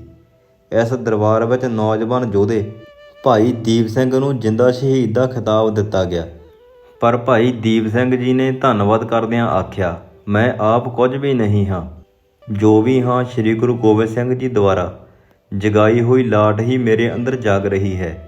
ਇਹ ਖਿਤਾਬ ਤੋਂ ਸ਼ਹੀਦ ਮਿਸਲ ਦਾ ਜਨਮ ਹੋਇਆ ਅਤੇ ਇਸ ਮਿਸਲ ਦੀ ਪ੍ਰਭਤਾ ਅਤੇ ਤੇਜ ਪ੍ਰਤਾਪ ਵਧਿਆ। ਅਨੰਦਪੁਰ ਵਿਖੇ ਹੀ ਆਪ ਜੀ ਲਗਾਤਾਰ 3 ਮਹੀਨੇ ਗੁਰਬਾਣੀ ਦੀ ਕਥਾ ਵਿਆਖਿਆ ਕਰਦੇ ਰਹੇ। ਆਪ ਜੀ ਸ਼ਹੀਦ ਮਿਸਲ ਦੇ ਪਹਿਲੇ ਜਥੇਦਾਰ ਬਣੇ ਅਤੇ ਭਾਈ ਗੁਰਬਖਸ਼ ਸਿੰਘ, ਸੁਦਾ ਸਿੰਘ, ਸ਼ੇਰ ਸਿੰਘ, ਹੀਰਾ ਸਿੰਘ, ਪ੍ਰੇਮ ਸਿੰਘ, ਦਰਗਾਹ ਸਿੰਘ ਆਦਿ ਮੀਤ ਜਥੇਦਾਰ ਸਨ। ਦਮਦਮੀ ਟਕਸਾਲ ਵੀ ਆਪ ਜੀ ਤੋਂ ਆਰੰਭ ਹੋਈ ਅਤੇ ਆਪ ਜੀ ਇਸ ਟਕਸਾਲ ਦੇ ਪਹਿਲੇ ਮੁਖੀ ਸਨ। ਦਮਦਮਾ ਸਾਹਿਬ ਤਲਵੰਡੀ ਸਾਬੋ ਵਿਖੇ ਭਾਈ ਦੀਪ ਸਿੰਘ ਜੀ ਗੁਰਮਤਿ ਦਾ ਪ੍ਰਚਾਰ ਕਰਦੇ, ਗੁਰਬਾਣੀ ਦੇ ਗੁਟਕੇ ਲੈ ਕੇ ਸੰਗਤਾਂ ਦੀ ਭੇਟਾ ਕਰਦੇ ਅਤੇ ਜੰਗ ਲਈ ਤਤਪਰ ਰਹਿਣ ਲਈ ਖਾਲਸੇ ਨੂੰ ਸੰਬੋਧਨ ਕਰਦੇ ਰਹਿੰਦੇ ਸਨ। ਸੰਗਤਾਂ ਵੀ ਆਪ ਜੀ ਦਾ ਪੂਰਨ ਸਤਿਕਾਰ ਕਰਦੀਆਂ ਸਨ। ਇਸ ਤਰ੍ਹਾਂ ਉਹਨਾਂ ਦਾ ਨਾਮ ਪੰਥ ਵਿੱਚ ਉੱਘਾ ਅਤੇ ਆਦਰਯੋਗ ਹੋ ਗਿਆ ਸੀ। ਖਾਲਸੇ ਵਿਚਾਲੇ ਮਤਭੇਦਾਂ ਦਾ ਫੈਸਲਾ ਕਰਨਾ। ਸਿੱਖ ਮਿਸ਼ਨਰੀ ਕਾਲਜ ਲੁਧਿਆਣਾ ਵੱਲੋਂ ਅਪ੍ਰੈਲ 2002 ਨੂੰ ਛਾਪੀ ਮਹਾਨ ਸ਼ਹੀਦ ਭਾਈ ਮਨੀ ਸਿੰਘ ਜੀ ਦੀ ਜੀਵਨੀ ਅਨੁਸਾਰ ਬਾਬਾ ਬੰਦਾ ਸਿੰਘ ਬਹਾਦਰ ਨੂੰ ਗੁਰਦਾਸ ਨੰਗਲ ਦੀ ਗੜੀ ਵਿੱਚੋਂ ਘੇਰ ਕੇ ਫੜ ਲਿਆ ਗਿਆ ਅਤੇ 9 ਜੂਨ 1716 ਨੂੰ ਦਿੱਲੀ ਵਿਖੇ ਸੈਂਕੜੇ ਸਿੱਖ ਸਾਥੀਆਂ ਸਮੇਤ ਸ਼ਹੀਦ ਕਰ ਦਿੱਤਾ ਗਿਆ। ਤੱਤ ਖਾਲਸਾ ਅਤੇ ਬੰਦਈ ਖਾਲਸਾ ਦਾ ਝਗੜਾ ਬਾਬਾ ਬੰਦਾ ਸਿੰਘ ਬਹਾਦਰ ਦੀ ਸ਼ਹਾਦਤ ਤੋਂ ਪਿੱਛੋਂ ਆਰੰਭ ਹੋਇਆ, ਕਿਉਂਕਿ ਕਈ ਸਿੰਘਾਂ ਨੇ ਸ਼ਰਧਾ ਵਸ ਹੋ ਕੇ ਬੰਦਾ ਸਿੰਘ ਬਹਾਦਰ ਨੂੰ ਗੁਰੂ ਮੰਨਣਾ ਸ਼ੁਰੂ ਕਰ ਦਿੱਤਾ ਸੀ। ਬੰਦਈਆਂ ਦਾ ਆਗੂ ਅਮਰ ਸਿੰਘ ਮਹੰਤ ਖੇਮਕਰਨੀ ਸੀ। ਇਸ ਨੇ ਆਪਣਾ ਵੱਖਰਾ ਹੀ ਪੰਥ ਚਲਾ ਲਿਆ ਸੀ। ਸੇਵਕਾਂ ਕੋਲੋਂ ਮੱਥੇ ਟਿਕਵਾਉਂਦਾ ਅਤੇ ਸੰਗਤ ਵਿੱਚ ਗੱਦੀ ਲਗਾ ਕੇ ਬੈਠਦਾ ਸੀ। ਬੰਦਈਆਂ ਨੂੰ ਨੀਲੇ ਰੰਗ ਦੇ ਕੱਪੜੇ ਦੀ ਥਾਂ ਸੂਹੇ ਰੰਗ ਦੇ ਕੱਪੜੇ ਪਾਉਣ ਦਾ ਹੁਕਮ ਦਿੱਤਾ ਗਿਆ। ਇਹ ਮਹੰਤ ਸਿੱਖਾਂ ਨੂੰ ਕਹਿੰਦਾ ਸੀ ਕਿ 10ਵੇਂ ਗੁਰੂ ਸ੍ਰੀ ਗੁਰੂ ਗੋਬਿੰਦ ਸਿੰਘ ਜੀ ਮਹਾਰਾਜ ਬਾਬਾ ਬੰਦਾ ਸਿੰਘ ਜੀ ਨੂੰ 11ਵਾਂ ਗੁਰੂ ਥਾਪ ਗਏ ਹਨ। ਬੰਦਈ ਇੱਕ ਦੂਜੇ ਨੂੰ ਮਿਲਣ ਸਮੇਂ ਫਤਿਹ ਦਰਸ਼ਨ ਬੁਲਾਉਂਦੇ ਸਨ। ਪਰ ਦੂਜੇ ਪਾਸੇ ਤੱਤ ਖਾਲਸਾ ਸੀ ਜੋ ਕੇਵਲ ਗੁਰੂ ਗ੍ਰੰਥ ਸਾਹਿਬ ਜੀ ਨੂੰ ਹੀ ਗੁਰੂ ਮੰਨਦਾ ਸੀ। ਤੱਤ ਖਾਲਸਾ ਵੱਲੋਂ ਬਾਬਾ ਵਿਨੋਦ ਸਿੰਘ ਦੇ ਸੁਪੁੱਤਰ ਬਾਬਾ ਕਾਹਨ ਸਿੰਘ ਆਗੂ ਸਨ। ਬਾਬਾ ਵਿਨੋਦ ਸਿੰਘ ਜੋ ਰਣਨੀਤੀ ਬਾਰੇ ਬੰਦਾ ਸਿੰਘ ਬਹਾਦਰ ਨਾਲ ਮਤਭੇਦ ਹੋ ਜਾਣ ਕਾਰਨ ਗੁਰਦਾਸ ਨੰਗਲ ਦੀ ਗੜੀ ਨੂੰ ਛੱਡ ਗਏ ਸਨ। ਦੋਵੇਂ ਤਰ੍ਹਾਂ ਅੰਮ੍ਰਿਤਸਰ ਪੁੱਜੀਆਂ ਅਤੇ ਦੋਵੇਂ ਹੀ ਆਪਣੇ ਆਪ ਨੂੰ ਜਾਇਜ਼ ਵਾਰਸ ਦੇ ਪ੍ਰਬੰਧਕ ਸਾਬਤ ਕਰਨ ਲਈ ਲੜਾਈ ਕਰਨ ਤੱਕ ਤਿਆਰ ਹੋ ਗਈਆਂ ਸਨ। ਦੀਵਾਲੀ ਉਪਰੰਤ ਸਿੱਖਾਂ ਨੇ ਮਾਤਾ ਸੁੰਦਰ ਕੌਰ ਜੀ ਨੂੰ ਸਾਰੇ ਖਤਰਿਆਂ ਤੋਂ ਜਾਣੂ ਕਰਵਾਇਆ, ਜਿਨ੍ਹਾਂ ਨੇ ਭਾਈ ਮਨੀ ਸਿੰਘ ਜੀ ਨੂੰ ਇਹ ਮਸਲਾ ਸੁਲਝਾਉਣ ਦਾ ਕਾਰਜ ਸੌਂਪਿਆ। ਅਕਾਲ ਬੁੰਗੇ ਉੱਤੇ ਤੱਤ ਖਾਲਸਾ ਦੇ ਜਥੇਦਾਰ ਬਾਬਾ ਕਾਹਨ ਸਿੰਘ ਅਤੇ ਝੰਡਾ ਬੁੰਗੇ ਉੱਤੇ ਭਾਈ ਅਮਰ ਸਿੰਘ ਮਹੰਤ ਖੇਮਕਰਨੀਆਂ ਨੇ ਕਬਜ਼ਾ ਕਰ ਲਿਆ ਸੀ। ਸਿੱਖਾਂ ਵਿੱਚ ਰੋਸ ਉਸ ਸਮੇਂ ਵੱਧ ਗਿਆ ਜਦੋਂ ਅਮਰ ਸਿੰਘ ਮਹੰਤ ਰਥਾਂ ਉੱਤੇ ਗਦੈਲੇ ਲਗਾ ਕੇ ਦਰਬਾਰ ਸਾਹਿਬ ਤੱਕ ਆ ਗਿਆ। ਵਿਸਾਖੀ ਵਾਲੇ ਦਿਹਾੜੇ ਭਾਈ ਮਨੀ ਸਿੰਘ ਨੇ ਤਜਵੀਜ਼ ਪੇਸ਼ ਕੀਤੀ ਕਿ ਨੀਤੀ ਦਾ ਝਗੜਾ ਮਿਟਾਉਣ ਲਈ ਹਰ ਕੀ ਪੌੜੀ ਵਿਖੇ ਪਰਚੀਆਂ ਪਾਈਆਂ ਜਾਣ। ਇਹ ਸੁਝਾਅ ਨਾਲ ਦੋਵੇਂ ਤਰ੍ਹਾਂ ਸਹਿਮਤ ਹੋ ਗਈਆਂ। ਭਾਈ ਮਨੀ ਸਿੰਘ ਨੇ ਇੱਕ ਪਰਚੀ ਤੇ ਬੰਦਈ ਖਾਲਸੇ ਦਾ ਜੰਗੀ ਨਾਅਰਾ ਫਤਿਹ ਦਰਸ਼ਨ ਅਤੇ ਦੂਜੀ ਤੇ ਵਾਹਿਗੁਰੂ ਜੀ ਕੀ ਫਤਿਹ ਲਿਖ ਕੇ ਹਰ ਕੀ ਪੌੜੀ ਅੰਮ੍ਰਿਤ ਸਰੋਵਰ ਵਿੱਚ ਸੁੱਟ ਦਿੱਤੀਆਂ। ਫੈਸਲਾ ਹੋ ਗਿਆ ਕਿ ਜਿਸ ਦੀ ਪਰਚੀ ਪਹਿਲਾਂ ਤਰ ਜਾਵੇਗੀ ਉਹ ਹੀ ਗੁਰਦੁਆਰਿਆਂ ਦੀ ਸੇਵਾ ਸੰਭਾਲ ਦਾ ਆਗੂ ਮੰਨ ਲਿਆ ਜਾਵੇਗਾ। ਕਰਨੀ ਕੁਦਰਤ ਦੀ ਵਾਹਿਗੁਰੂ ਜੀ ਕੀ ਫਤਿਹ ਵਾਲੀ ਪਰਚੀ ਉੱਪਰ ਆ ਕੇ ਤਰਨ ਲੱਗੀ। ਹੋ ਸਕਦਾ ਹੈ ਕਿ ਭਾਈ ਮਨੀ ਸਿੰਘ ਜੀ ਨੇ, ਜੋ ਬਾਬਾ ਦੀਪ ਸਿੰਘ ਜੀ ਦੀ ਉੱਚ ਕੋਟੀ ਦੀ ਵਿਦਵਤਾ ਅਤੇ ਯੋਗਤਾ ਤੋਂ ਜਾਣੂ ਸਨ, ਬਾਬਾ ਦੀਪ ਸਿੰਘ ਜੀ ਦੀ ਸਹਾਇਤਾ ਲੈ ਲਈ ਹੋਵੇ, ਕਿਉਂਕਿ 1706 ਈਸਵੀ ਵਿੱਚ ਦਮਦਮੀ ਬੀੜ ਤਿਆਰ ਕਰਨ ਵਿੱਚ ਬਾਬਾ ਦੀਪ ਸਿੰਘ ਜੀ ਨੂੰ ਭਾਈ ਮਨੀ ਸਿੰਘ ਜੀ ਨੇ ਦਸ਼ਮੇਸ਼ ਪਿਤਾ ਜੀ ਦੀ ਆਗਿਆ ਨਾਲ ਸਹਿਯੋਗੀ ਬਣਾਇਆ ਸੀ ਅਤੇ ਉਸ ਤੋਂ ਬਾਅਦ ਸ੍ਰੀ ਗੁਰੂ ਗੋਬਿੰਦ ਸਿੰਘ ਜੀ ਦੀਆਂ ਹਦਾਇਤਾਂ ਅਨੁਸਾਰ ਉਹਨਾਂ ਨੂੰ ਦਮਦਮਾ ਸਾਹਿਬ ਦੀ ਸੇਵਾ ਸੰਭਾਲ ਅਤੇ ਦਮਦਮੀ ਬੀੜ ਦੇ ਹੋਰ ਉਤਾਰੇ ਕਰਨ ਦਾ ਕਾਰਜ ਸੌਂਪਿਆ ਗਿਆ ਸੀ। ਇਸ ਕਾਰਜ ਦੌਰਾਨ ਬਾਬਾ ਦੀਪ ਸਿੰਘ ਜੀ ਨੇ ਸਿੱਖ ਸੰਗਤਾਂ ਦੇ ਨਾਲ ਨਾਲ ਆਮ ਲੋਕਾਂ ਵਿੱਚ ਵੀ ਆਪਣੀ ਨਿਵੇਕਲੀ ਥਾਂ ਬਣਾ ਲਈ ਸੀ। ਪੰਥ ਚੜ੍ਹਦੀ ਕਲਾ ਵਿੱਚ ਭਾਈ ਦੀਪ ਸਿੰਘ ਜੀ, ਜੋ ਸ਼ਹੀਦਾਂ ਮਿਸਲ ਦੇ ਪ੍ਰਸਿੱਧ ਜਥੇਦਾਰ ਸਨ, ਉਹ ਸਦਾ ਨਾਮ ਸਿਮਰਨ ਅਤੇ ਗੁਰਮਤਿ ਦੇ ਪ੍ਰਚਾਰ ਕਰਨ ਵਿੱਚ ਲੱਗੇ ਰਹਿੰਦੇ ਸਨ। 1794 ਬਿਕਰਮੀ ਦੀ ਦੀਵਾਲੀ ਸਮੇਂ ਭਾਈ ਮਨੀ ਸਿੰਘ ਜੀ ਨੂੰ ਫੜ ਕੇ ਲਾਹੌਰ ਵਿੱਚ ਬੰਦ-ਬੰਦ ਕੱਟ ਕੇ ਸ਼ਹੀਦ ਕਰ ਦਿੱਤਾ ਗਿਆ। ਸ਼੍ਰੀ ਹਰਿਮੰਦਰ ਸਾਹਿਬ ਜੀ ਦੀਆਂ ਰੌਣਕਾਂ ਖਤਮ ਹੋ ਗਈਆਂ। ਜ਼ਕਰੀਆ ਖਾਨ ਨੇ ਸਿੰਘਾਂ ਦੇ ਦਬਦਬਾ ਜਮਾਉਣ ਲਈ ਪੰਥ ਵਿਰੋਧੀ ਸਰਕਾਰ ਪੱਖੀ ਝੋਲੀ ਚੁੱਕਾਂ ਦੀ ਇੱਕ ਜੁੰਡਲੀ ਤਿਆਰ ਕੀਤੀ, ਜਿਸ ਵਿੱਚ ਕਰਮਾ ਸ਼ੀਨਾ, ਧਰਮਦਾਸ ਟੋਪੀ, ਜੋਧਾ ਨਗਰੀਆ, ਹਰਭਜਨ ਨਿਰੰਜਣੀਆਂ ਜੰਡਿਆਲਾ, ਰਾਮਾ ਰੰਧਾਵਾ ਤਲਵੰਡੀ, ਚੌਧਰੀ ਸਾਹਿਬ ਰਾਏ ਨਸ਼ਹਿਰਾ ਢਾਲਾਂ, ਚੌਧਰੀ ਨਸ਼ਹਿਰਾ ਪੰਨੂਆ, ਚੌਧਰੀ ਮਜੀਠੀਏ ਅਤੇ ਮੱਸਾ ਰੰਗੜ ਮੰਡਿਆਲਾ ਇਹ ਜੁੰਡਲੀ ਦੇ ਮੈਂਬਰ ਸਨ। ਇਹਨਾਂ ਨੇ ਜ਼ਕਰੀਆ ਖਾਨ ਨੂੰ ਖੁਸ਼ ਕਰਨ ਲਈ ਮੱਸਾ ਰੰਗੜ ਨੂੰ ਹਰਿਮੰਦਰ ਸਾਹਿਬ ਦਾ ਕਾਰ ਮੁਖਤਿਆਰ ਬਣਾ ਦਿੱਤਾ। ਮੱਸੇ ਰੰਗੜ ਦੇ ਸ਼ੈਤਾਨ ਦਿਮਾਗ ਵਿੱਚ ਫਤੂਰ ਮੱਚ ਗਿਆ ਅਤੇ ਉਹ ਲੱਗਾ ਮਨਮਾਨੀਆਂ ਕਰਨ। ਸ਼੍ਰੀ ਹਰਿਮੰਦਰ ਸਾਹਿਬ ਵਿੱਚ ਪਲੰਘ ਢਾਹ ਕੇ ਮੁਜਰਾ ਲਾਉਣ ਲੱਗ ਪਿਆ। ਖਾਲਸਾ ਪੰਥ ਨੇ ਅੰਮ੍ਰਿਤਸਰ ਛੱਡ ਕੇ ਬੀਕਾਨੇਰ, ਦਮਦਮਾ ਸਾਹਿਬ ਆਦਿ ਵਿਖੇ ਠਾਰਾਂ ਬਣਾ ਲਈਆਂ। ਰਾਜਸਥਾਨ ਵਿੱਚ ਭਾਈ ਬੁੱਢਾ ਸਿੰਘ ਨੂੰ ਮੱਸੇ ਦੀ ਕਾਲੀ ਕਰਤੂਤ ਦਾ ਪਤਾ ਲੱਗਾ ਤਾਂ ਕੁਝ ਸਿੰਘ ਨਾਲ ਲੈ ਕੇ ਦਮਦਮਾ ਸਾਹਿਬ ਵਿਖੇ ਭਾਈ ਦੀਪ ਸਿੰਘ ਜੀ ਨੂੰ ਮੱਸੇ ਰੰਗੜ ਦੀ ਸਾਰੀ ਕਰਤੂਤ ਦੱਸੀ, ਜੋ ਸੁਣਦਿਆਂ ਸਾਰ ਹੀ ਵੀਰ ਰਸ ਵਿੱਚ ਆ ਗਏ। ਭਰੇ ਦੀਵਾਨ ਵਿੱਚ ਖੜੇ ਹੋ ਕੇ ਬੜੇ ਰੋਹ ਵਿੱਚ ਬੋਲੇ ਕਿ ਮੱਸੇ ਰੰਗੜ ਦਾ ਸਿਰ ਵੱਢ ਕੇ ਕੌਣ ਲਿਆਵੇਗਾ। ਉਹਨਾਂ ਦੇ ਬੰਗਾਰਨ ਦੀ ਹੀ ਦੇਰ ਸੀ ਕਿ ਸਰਦਾਰ ਮਹਿਤਾਬ ਸਿੰਘ ਮੀਰਾਕੋਟ ਅਤੇ ਸਰਦਾਰ ਸੁੱਖਾ ਸਿੰਘ ਮਾੜੀ ਕੰਬੋਗੀ ਦੋਵੇਂ ਹੱਥ ਜੋੜ ਕੇ ਸਾਵਧਾਨ ਹੋ ਗਏ ਅਤੇ ਬਾਬਾ ਜੀ ਨੂੰ ਬੇਨਤੀ ਕੀਤੀ ਕਿ ਇਹ ਕਾਰਜ ਲਈ ਸੰਗਤ ਸਾਨੂੰ ਹੁਕਮ ਦੇਵੇ। ਕਲਗੀਧਰ ਪਾਤਸ਼ਾਹ ਜੀ ਇਹ ਕਾਰਜ ਕਰਨ ਲਈ ਸਾਨੂੰ ਬਲ ਬਖਸ਼ਣ। ਦੋਵੇਂ ਸਿੰਘ ਪਠਾਣੀ ਨੰਬਰਦਾਰਾਂ ਦਾ ਭੇਸ ਧਾਰ ਕੇ ਸ੍ਰੀ ਅੰਮ੍ਰਿਤਸਰ ਸਾਹਿਬ ਪੁੱਜੇ। ਸ੍ਰੀ ਹਰਿਮੰਦਰ ਸਾਹਿਬ ਦੇ ਅੰਦਰ ਜਾ ਕੇ ਮੱਸੇ ਦਾ ਸਿਰ ਵੱਢ ਲਿਆ ਅਤੇ ਨੱਚ ਰਹੀ ਬੇਸਵਾ ਨੂੰ ਕਤਲ ਕਰ ਦਿੱਤਾ। ਮੁਜਰਾ ਵੇਖਣ ਵਾਲਿਆਂ ਦੇ ਸਾਹਮਣੇ ਮੱਸੇ ਦਾ ਸਿਰ ਨੇਜੇ ਤੇ ਟੰਗਿਆ ਅਤੇ ਹਰਨ ਹੋ ਗਏ। ਦੁਸ਼ਟ ਮੱਸੇ ਰੰਗੜ ਦਾ ਸਿਰ ਬਾਬਾ ਦੀਪ ਸਿੰਘ ਦੇ ਅੱਗੇ ਰੱਖਿਆ। ਬਾਬਾ ਜੀ ਦੀ ਕੀਤੀ ਹੋਈ ਅਰਦਾਸ ਦੇ ਸਦਕਾ ਦੋਵੇਂ ਵੀਰ ਬਹਾਦਰ ਸਿੰਘ ਆਪਣੇ ਮਿਸ਼ਨ ਵਿੱਚ ਸਫਲ ਹੋ ਗਏ ਸਨ। ਹਕੂਮਤ ਬਹੁਤ ਤਿਲ ਮਿਲਾਈ। ਹਰਭਜਨ ਨਿਰੰਜਨੀਏ ਨੇ ਚੁਗਲੀ ਕੀਤੀ ਅਤੇ ਮੱਸੇ ਦੇ ਕਾਤਲ ਦੇ ਦੋਸ਼ੀ ਸਰਦਾਰ ਮਹਿਤਾਬ ਸਿੰਘ ਮੀਰਾਕੋਟੀਏ ਨੂੰ ਠਹਿਰਾਇਆ। ਮਹਿਤਾਬ ਸਿੰਘ ਜੰਗਲਾਂ ਵਿੱਚ ਜਾਣ ਤੋਂ ਪਹਿਲਾਂ ਆਪਣੇ ਛੋਟੇ ਪੁੱਤਰ ਰਾਏ ਸਿੰਘ ਨੂੰ ਪਿੰਡ ਦੇ ਨੰਬਰਦਾਰ ਚੌਧਰੀ ਨੱਥਾ ਸਿੰਘ ਦੇ ਹਵਾਲੇ ਕਰ ਗਏ ਸਨ ਅਤੇ ਉਸ ਨੂੰ ਦੱਸ ਗਏ ਸਨ ਕਿ ਇਸ ਪੰਥ ਦੀ ਅਮਾਨਤ ਨੂੰ ਸੰਭਾਲਣਾ ਤੇਰੀ ਜ਼ਿੰਮੇਵਾਰੀ ਹੈ। ਚੌਧਰੀ ਨੱਥਾ ਪਿੰਡ ਮੀਰਾਕੋਟ ਖੁਰਦ ਸੈਯਦ ਸਿਕੰਦਰ ਅਲੀ ਦੀ ਜੰਗੀਰ ਦਾ ਨੰਬਰਦਾਰ ਸੀ। ਹਕੂਮਤ ਨੇ ਸੈਯਦ ਤੇ ਵੀ ਸਖਤੀ ਕੀਤੀ ਕਿ ਤੇਰੀ ਜੰਗੀਰ ਵਿੱਚ ਵਸਨੀਕ ਇੱਕ ਸਿੱਖ ਮੱਸੇ ਦਾ ਸਿਰ ਵੱਢ ਕੇ ਕਿਵੇਂ ਲੈ ਗਿਆ। ਸੈਯਦ ਮੁੱਕਰ ਗਿਆ ਕਿ ਮਹਿਤਾਬ ਸਿੰਘ ਦਾ ਪਿੰਡ ਰਹਿੰਦਾ ਹੀ ਨਹੀਂ। ਜ਼ਕਰੀਆ ਖਾਨ ਨੇ ਨੂਰਦੀਨ ਫੌਜਦਾਰ ਨੂੰ ਫੌਜੀ ਦਸਤਾ ਦੇ ਕੇ ਤੋਰਿਆ, ਜਿਸ ਨੇ ਪਿੰਡ ਨੂੰ ਘੇਰਾ ਪਾ ਲਿਆ। ਪਰ ਨੱਥਾ ਨੰਬਰਦਾਰ ਪਹਿਲਾਂ ਹੀ ਰਾਏ ਸਿੰਘ ਨੂੰ ਮੋਢੇ ਤੇ ਚੱਕ ਕੇ ਬਾਹਰ ਨਿਕਲ ਗਿਆ ਸੀ, ਪਰੰਤੂ ਫੌਜ ਨੇ ਨੱਥੇ ਚੌਧਰੀ ਨੂੰ ਫੜ ਕੇ ਮਾਰ ਦਿੱਤਾ ਅਤੇ ਬੱਚੇ ਰਾਏ ਸਿੰਘ ਨੂੰ ਅੱਧ-ਮੁਇਆ ਕਰਕੇ ਸੁੱਟ ਗਏ। ਸਖਤ ਜ਼ਖਮੀ ਹੋਣ ਦੇ ਬਾਵਜੂਦ ਰਾਏ ਸਿੰਘ ਇੱਕ ਕੰਬੋ ਇਸਤਰੀ ਦੇ ਹੱਥ ਲੱਗ ਗਿਆ, ਜਿਸ ਦੇ ਘਰ ਕੋਈ ਪੁੱਤਰ ਨਹੀਂ ਸੀ। ਉਸ ਨੇ ਰਾਏ ਸਿੰਘ ਦੀ ਬੜੀ ਸੇਵਾ ਕੀਤੀ ਅਤੇ ਉਹ 9/9 ਹੋ ਗਿਆ। ਬਾਅਦ ਵਿੱਚ ਇਹ ਭਾਈ ਰਾਏ ਸਿੰਘ ਹੀ ਸਨ ਜਿਨ੍ਹਾਂ ਦੇ ਘਰ ਭਾਈ ਰਤਨ ਸਿੰਘ ਭੰਗੂ ਦਾ ਜਨਮ ਹੋਇਆ। ਭੰਗੂ ਜੀ ਨੇ ਮਹਾਨ ਸਿੱਖ ਸੂਰਬੀਰਾਂ ਦੇ ਜੀਵਨ ਚਰਿੱਤਰ ਲਿਖ ਕੇ ਪ੍ਰਾਚੀਨ ਪੰਥ ਪ੍ਰਕਾਸ਼ ਵਿੱਚ ਰੋਸ਼ਨ ਕੀਤੇ, ਜਿਨ੍ਹਾਂ ਨੂੰ ਪੜ੍ਹ ਸੁਣ ਕੇ ਖਾਲਸੇ ਦੀ ਚੜ੍ਹਦੀ ਕਲਾ ਹੁੰਦੀ ਹੈ ਅਤੇ ਹੁੰਦੀ ਰਹੇਗੀ।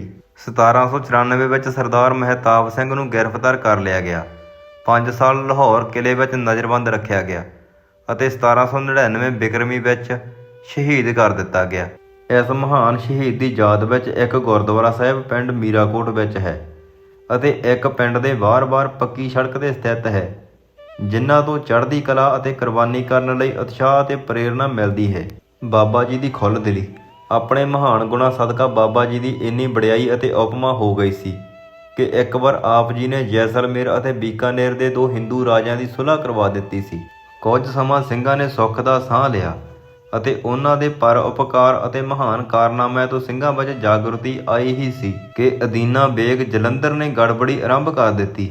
ਸਰਦਾਰ ਜੱਸਾ ਸਿੰਘ ਆਹਲੂਵਾਲੀਆ ਨੇ ਬਾਬਾ ਦੀਪ ਸਿੰਘ ਜੀ ਦੀ ਸਲਾਹ ਲਈ ਕਿ ਹੁਣ ਖਾਲਸੇ ਨੂੰ ਕੀ ਕਰਨਾ ਚਾਹੀਦਾ ਹੈ।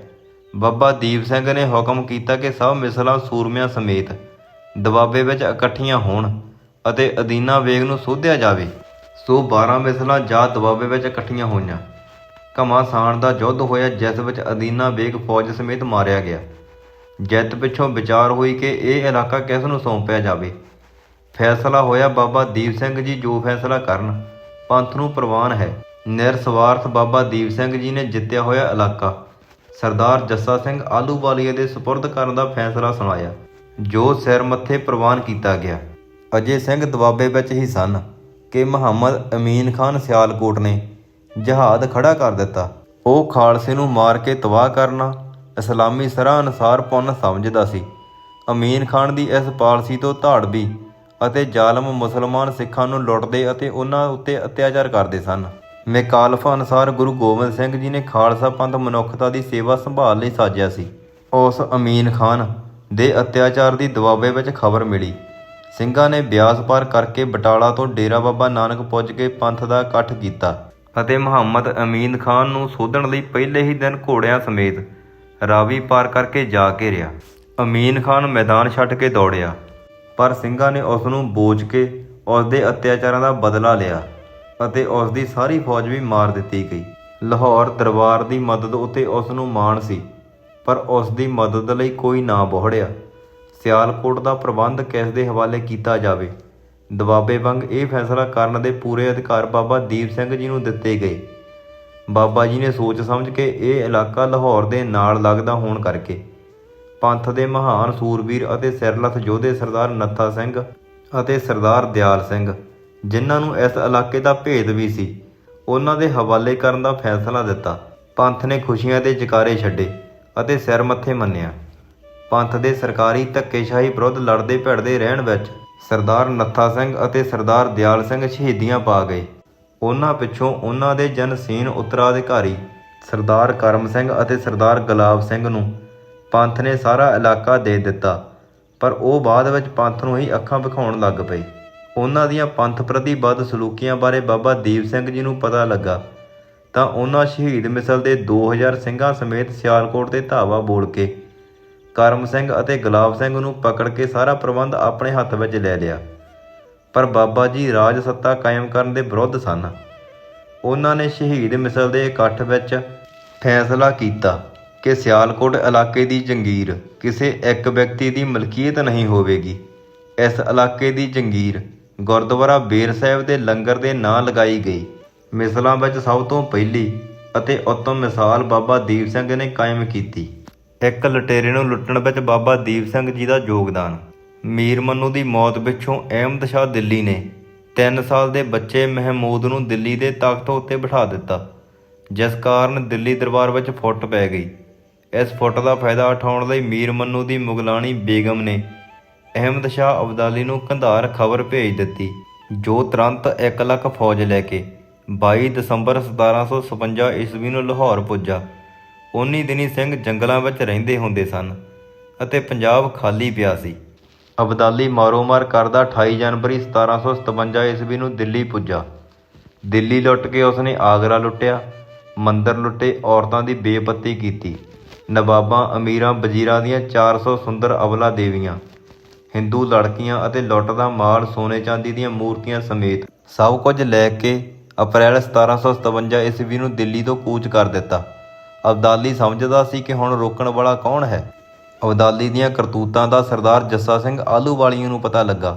ਉਸਨੇ ਕਿਸੇ ਜੁਗਤ ਨਾਲ ਸਿੰਘਾਂ ਨੂੰ ਚਿੱਠੀਆਂ ਲਿਖੀਆਂ ਅਤੇ ਬੰਗਾਰਿਆ ਕਿ ਖਾਲਸੇ ਦਾ ਜਨਮ ਮਜਲੂਮਾਂ ਦੀ ਰਾਖੀ ਅਤੇ ਮਨੁੱਖਤਾ ਦੀ ਸੇਵਾ ਲਈ ਹੋਇਆ ਹੈ। ਜੇ ਖਾਲਸੇ ਦੇ ਹੁੰਦੇ ਹੋਏ ਅਬਦਾਲੀ ਅਬਲਾ ਬੀਬੀਆਂ ਨੂੰ ਲੈ ਕੇ ਪੰਜਾਬ ਪਾਰ ਕਰ ਗਿਆ ਤਾਂ ਸਾਡੇ ਮੱਥੇ ਉੱਤੇ ਵੱਡਾ ਕਲੰਕ ਲੱਗ ਜਾਵੇਗਾ।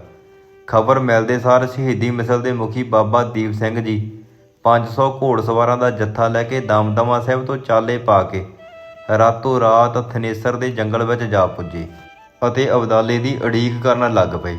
ਸ਼ਰਾਬ ਨਾਲ ਰੱਜਿਆ ਅਤੇ ਹੰਕਾਰ ਦਾ ਭਰਿਆ ਅਬਦਾਲੀ ਹਾਥੀ 'ਤੇ ਸਵਾਰ ਸੀ। ਅੱਗੇ ਅੱਗੇ ਸ਼ਾਹੀ ਫੌਜ, ਵਿਚਕਾਰ ਲੁੱਟ ਦਾ ਮਾਲ, ਗੱਡਿਆਂ 'ਤੇ ਬੈਠੀਆਂ ਬੀਬੀਆਂ, ਅਬਲਾ ਔਰਤਾਂ ਅਤੇ ਬੱਚੇ ਅੱਲਾ ਅਤੇ ਰਾਮ ਨੂੰ ਯਾਦ ਕਰਦੇ ਹੋਏ ਰੋ ਰਹੇ ਸਨ। ਸੱਜੇ ਖੱਬੇ ਸਾਰੇ ਸ਼ਰਾਬ ਨਾਲ ਮਸਤ ਹੋਏ ਫੌਜੀ ਸ਼ਾਹਬਾਦ, ਮਾਰਕੰਡਾ ਅਤੇ ਪਿਪਲੀ ਦੇ ਵਿਚਕਾਰ ਰਾਤ ਪੈਣ 'ਤੇ ਡੇਰਾ ਲਗਾਈ ਬੈਠੇ ਸਨ। ਇੱਧਰ ਸਰਦਾਰ ਜੱਸਾ ਸਿੰਘ ਆਹਲੂਵਾਲੀ ਦੀ ਫੌਜ ਦੇ ਨਾਲ ਬਾਬਾ ਦੀਪ ਸਿੰਘ ਜੀ ਦੇ 500 ਘੋੜਸਵਾਰਾਂ ਨੇ 5 ਜਥੇ ਬਣਾ ਕੇ ਗੁਰੀਲਾ ਜੰਗ ਤਿਆਰ ਕੀਤੀ ਸੀ। ਸਿੰਘਾਂ ਨੂੰ ਧਰਮ ਯੁੱਧ ਵਿੱਚ ਆਪਣਾ ਈਮਾਨ ਅਤੇ ਆਚਰਣ ਕਾਇਮ ਰੱਖ ਕੇ ਕੁਰਬਾਨੀ ਕਰਨ ਦੀ ਸਖਤ ਹਦਾਇਤ ਕੀਤੀ ਗਈ ਸੀ। ਇੱਧਰ ਅਮੀਰਾਂ ਵਜ਼ੀਰਾਂ ਦੀ ਤਾਂ ਗੱਲ ਹੀ ਛੱਡੋ, ਸਾਰੀ ਫੌਜ ਨੂੰ ਨਸ਼ੇ ਵਿੱਚ ਰੱਬ ਭੁੱਲਾ ਹੋਇਆ ਸੀ। ਸਿੰਘਾਂ ਦਾ ਦਾਅ ਲੱਗਾ। ਉਹਨਾਂ ਰਾਤ ਨੂੰ ਹੀ ਜ਼ੋਰਦਾਰ ਹੱਲਾ ਬੋਲ ਦਿੱਤਾ। ਲੁੱਟ ਦਾ ਧਨ ਮਾਲ ਲੁੱਟ ਲਿਆ ਗਿਆ। ਗੱਡਿਆਂ 'ਤੇ ਸਵਾਰ ਦੇਵੀਆਂ ਸਮੇਤ ਗੱਡਿਆਂ ਦੇ ਮੂੰਹ ਜੰਗਲ ਵੱਲ ਕਰਕੇ ਤੋਰ ਦਿੱਤੇ। ਫੌਜ ਵਿੱਚ ਹਫੜਾ ਦਫੜੀ ਮੱਚ ਗਈ। ਸਿੰਘ ਲੁੱਟਮਾਰ ਕਰਕੇ ਜੰਗਲਾਂ ਵਿੱਚ ਜਾ ਵੜੇ। ਦੇਵੀਆਂ ਦੇ ਹੱਥ ਪੈਰ ਖੋਲ੍ਹ ਦਿੱਤੇ ਗਏ। ਥਾਂ ਪਤੇ ਪੁੱਛ ਕੇ ਘਰੋਂ ਘਰੀ ਪਹੁੰਚਾ ਦਿੱਤੀਆਂ ਗਈਆਂ। ਖਾਲਸੇ ਦਲ ਦਾ ਇੱਕ ਵੱਡਾ ਪਰ ਉਪਕਾਰ ਇਤਿਹਾਸ ਦੇ ਸੁਨਹਿਰੀ ਪੰਨਿਆਂ ਉੱਤੇ ਚਮਕਦਾ ਪਿਆ ਹੈ। ਦਿਨ ਚੜ੍ਹੇ ਅਬਦਾਲੀ ਨੂੰ ਹੋਸ਼ ਆਈ। ਸ਼ਰਮਿੰਦਾ ਹੋਇਆ ਅਤੇ ਫੌਜ ਦੇ ਮੁਖੀਆਂ ਨੂੰ ਤਾੜਦਾ ਹੋਇਆ ਪੰਜਾਬ ਵੱਲ ਨੂੰ ਤੁਰ ਪਿਆ। ਸਤਲੁਜ ਤੇ ਬਿਆਸ ਪਾਰ ਕਰਕੇ ਜਾਂ ਫੇਰ ਰਾਤ ਪਈ ਤਾਂ ਸਿੰਘਾਂ ਨੇ ਫੇਰ ਸ਼ੇਰਾਂ ਵਾਂਗ ਝਵੱਟ ਮਾਰੀ ਅਤੇ ਸ਼ਾਹੀ ਸਮਾਨ ਲੁੱਟ ਲਿਆ ਅਤੇ ਕਾਫੀ ਫੌਜੀ ਵੀ ਮਾਰ ਮੁਕਾਏ। ਖਾਲਸਾ ਦਲ ਨੇ ਅਬਦਾਲੀ ਦੀ ਧਾੜ ਦਾ ਅਟਾਰੀ ਤੱਕ ਪਿੱਛਾ ਕੀਤਾ। ਅਬਦਾਲੀ ਨੇ ਸ਼ਰਮ ਦੇ ਮਾਰੇ ਬਚੀ ਖੁਚੀ ਫੌਜ ਲੈ ਕੇ ਲਾਹੌਰ ਜਾ ਕੇ ਸਾਹ ਲਿਆ।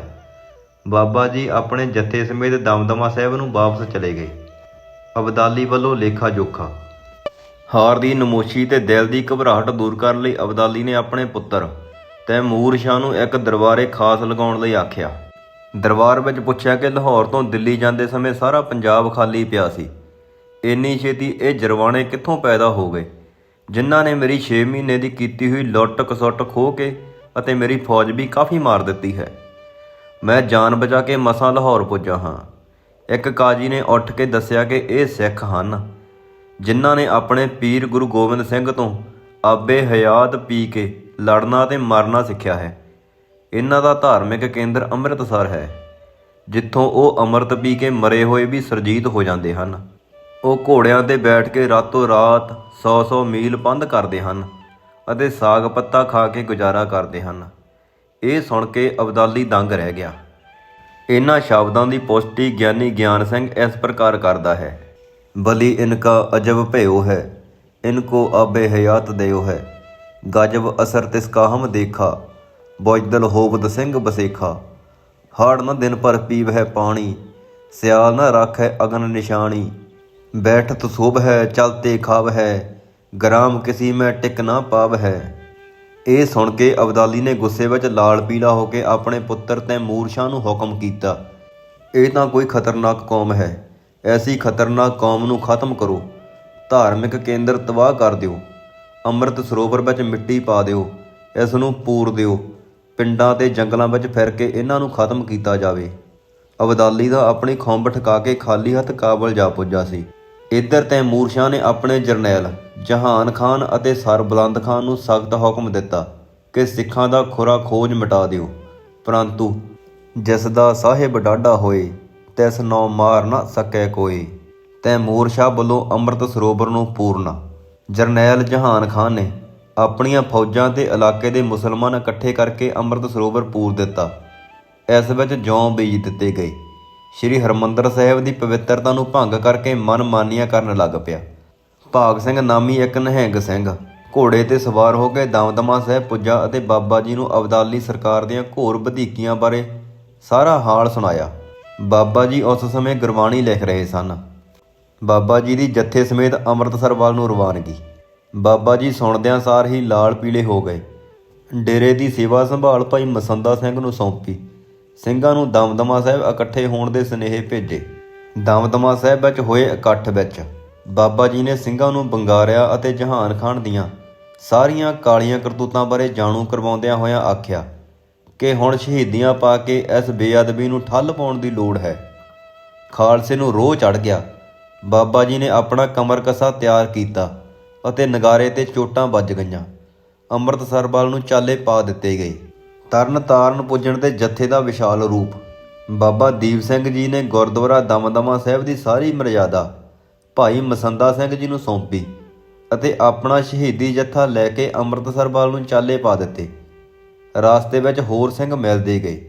ਗੁਰੂ ਕਾ ਚੌਂਤਰਾ, ਪੁੱਚੋ, ਲੱਖੀ ਜੰਗਲ ਆਦਿ ਤੋਂ ਹੁੰਦੇ ਹੋਏ ਫਿਰੋਜ਼ਪੁਰ ਦੇ ਪੱਤਣ ਤੋਂ ਦਰਿਆ ਪਾਰ ਕਰਕੇ ਕਸੂਰ ਪੁੱਜੇ। ਇੱਥੇ ਤੱਕ ਪੁੱਜਦੇ ਸਿੰਘਾਂ ਦੀ ਗਿਣਤੀ 5000 ਹੋ ਗਈ ਸੀ। ਅੱਗੇ ਮਾਝੇ ਦੇ ਸੂਰਬੀਰ ਵੀ ਬਾਬਾ ਜੀ ਨਾਲ ਸ਼ਾਮਲ ਹੋ ਕੇ ਤਰਨ ਤਾਰਨ ਸਾਹਿਬ ਜਾ ਪੁੱਜੇ ਸਨ। ਇੱਥੇ ਤੱਕ ਸਿੰਘਾਂ ਦੀ ਗਿਣਤੀ 10000 ਹੋ ਗਈ ਸੀ। ਯੁੱਧ ਵਿੱਚ ਕੁੱਦਣ ਤੋਂ ਪਹਿਲਾਂ ਬਾਬਾ ਜੀ ਦੀ ਅਰਦਾਸ। ਇੱਥੇ ਬਾਬਾ ਜੀ ਨੇ ਪੰਚਮ ਪਾਤਸ਼ਾਹ ਜੀ ਦੇ ਦਰਬਾਰ ਸਾਹਮਣੇ ਹੱਥ ਜੋੜ ਕੇ ਅਰਦਾਸ ਕੀਤੀ, ਹੇ ਸ਼ਹੀਦਾਂ ਦੇ ਸਰਤਾਜ, ਮੈਂ ਪ੍ਰਣ ਕਰਦਾ ਹਾਂ ਜਿੰਨਾ ਚਿਰ ਅੰਮ੍ਰਿਤਸਰੋਂ ਜ਼ਾਲਮਾਂ ਦੇ ਝੰਡੇ ਪੁੱਟ ਨਹੀਂ ਦਿੰਦਾ ਉਦੋਂ ਤੱਕ ਜਿਉਂਦਾ ਰਹਾਂਗਾ। ਮੈਂ ਸ਼ਹੀਦ ਹੋਣ ਲਈ ਚੱਲਿਆ ਹਾਂ ਅਤੇ ਗੁਰੂ ਰਾਮਦਾਸ ਜੀ ਦੇ ਚਰਨਾਂ ਵਿੱਚ ਪਹੁੰਚ ਕੇ ਹੀ ਸ਼ਹੀਦ ਹੋਵਾਂਗਾ।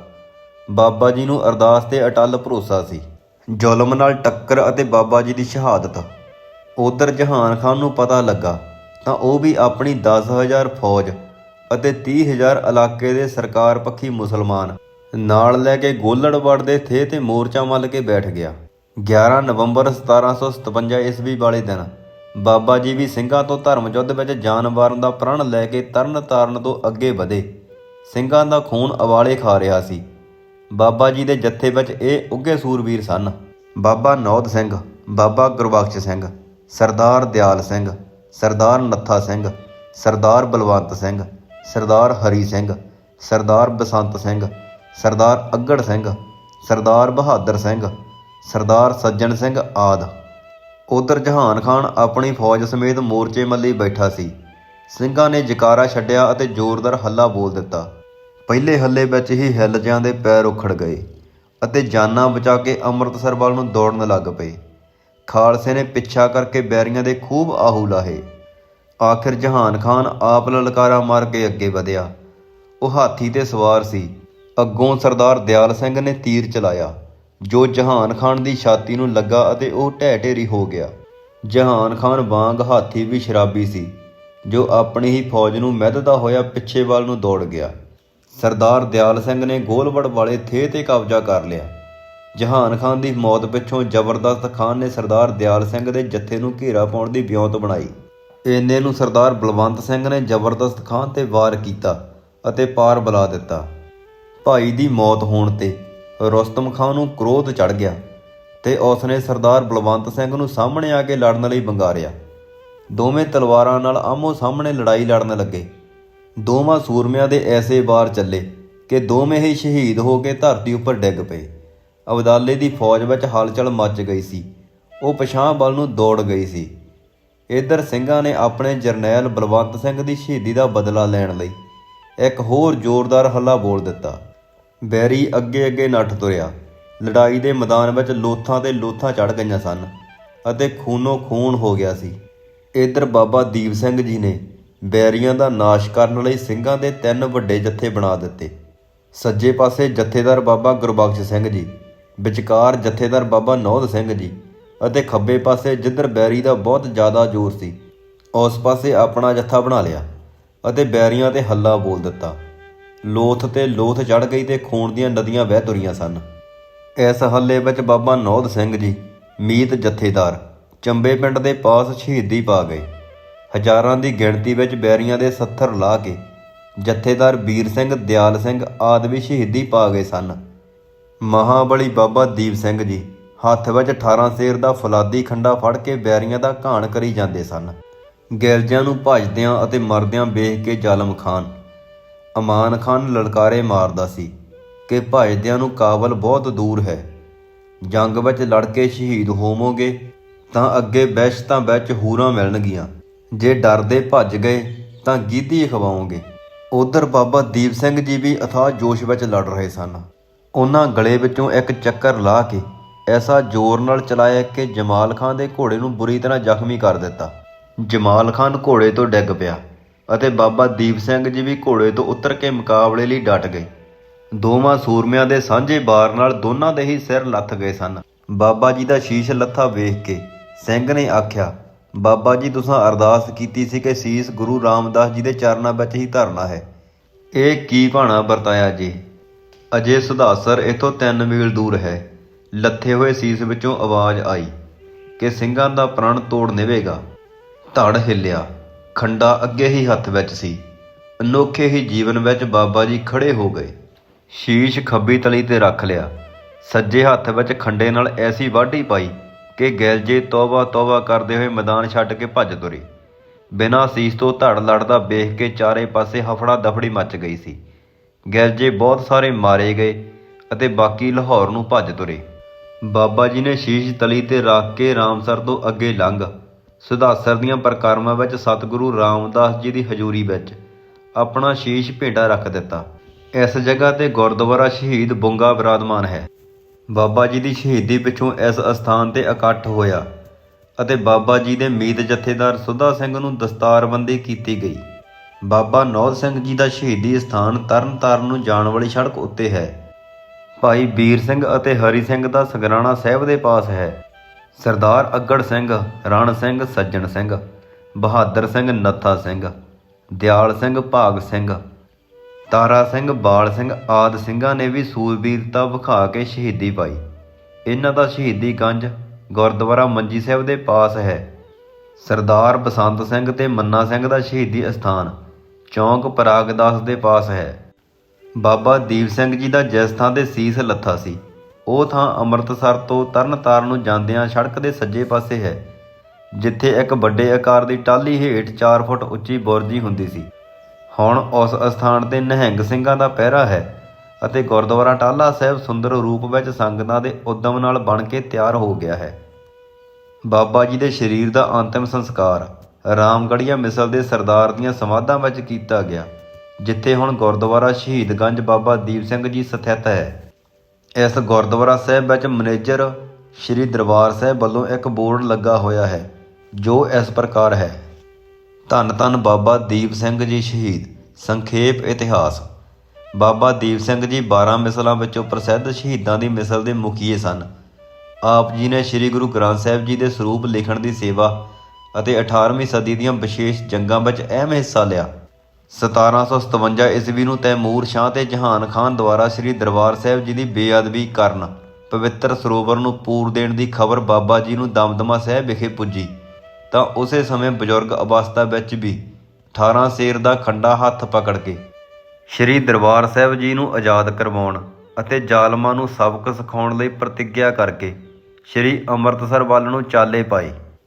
ਅੱਗੋਂ ਜਹਾਨ ਖਾਨ ਇਹ ਖਬਰ ਸੁਣ ਕੇ ਸ਼ਹਿਰ ਦੇ ਬਾਹਰ ਗੋਲਵੜ ਪਿੰਡ ਦੇ ਪਾਸ ਹਜ਼ਾਰਾਂ ਦੀ ਗਿਣਤੀ ਵਿੱਚ ਫੌਜਾਂ ਦੇ ਨਾਲ ਮੋਰਚੇ ਸੰਭਾਲੀ ਬੈਠਾ ਸੀ। ਆਮੋ ਸਾਹਮਣੇ ਘਸਮਾਨ ਯੁੱਧ ਹੋਇਆ। ਬਾਬਾ ਜੀ ਸ਼ਹਿਰ ਤੋਂ ਅਜੇ ਹਟਵੇਂ ਹੀ ਸਨ ਕਿ ਜ਼ਾਲਮ ਖਾਨ ਨਾਲ ਆਮੋ ਸਾਹਮਣੇ ਹੋ ਰਹੇ ਹੱਥੋਂ ਹੱਥੀ ਲੜਾਈ ਵਿੱਚ ਦੋਹਾਂ ਦੇ ਸਿਰ ਕੱਟ ਗਏ। ਮੌਤ ਖਿਲ ਖਿਲਾ ਕੇ ਹੱਸ ਪਈ। ਪਾਸ ਖੜੇ ਇੱਕ ਸਿੰਘ ਨੇ ਬਾਬਾ ਜੀ ਨੂੰ ਕੀਤਾ ਹੋਇਆ ਪ੍ਰਣ ਯਾਦ ਕਰਵਾਇਆ ਤਾਂ ਐਸਾ ਕਰਿਸ਼ਮਾ ਵਾਪਰਿਆ ਕਿ ਦੁਨੀਆ ਦੇ ਇਤਿਹਾਸ ਵਿੱਚੋਂ ਕੋਈ ਵੀ ਹੋਰ ਅਜਿਹੀ ਮਿਸਾਲ ਨਹੀਂ ਮਿਲਦੀ। ਬਾਬਾ ਜੀ ਨੇ ਆਪਣਾ ਸੀਸ ਖੱਬੀ ਤਲੀ ਉੱਪਰ ਟਿਕਾ ਕੇ ਸੱਜੇ ਹੱਥ ਨਾਲ ਐਸਾ ਖੰਡਾ ਚਲਾਇਆ ਕਿ ਦੁਸ਼ਮਣ ਦੀਆਂ ਸਫਾਂ ਵਿੱਚ ਭਾਜਣਾ ਪੈ ਗਈਆਂ। ਇਸ ਤਰ੍ਹਾਂ ਘਮਸਾਣ ਦਾ ਯੁੱਧ ਕਰਦਿਆਂ ਬਾਬਾ ਜੀ ਸ੍ਰੀ ਅੰਮ੍ਰਿਤਸਰ ਪਹੁੰਚੇ ਅਤੇ ਆਪਣਾ ਸ਼ੀਸ਼ ਸ੍ਰੀ ਹਰਿਮੰਦਰ ਸਾਹਿਬ ਵਿਖੇ ਭੇਂਟ ਕੀਤਾ।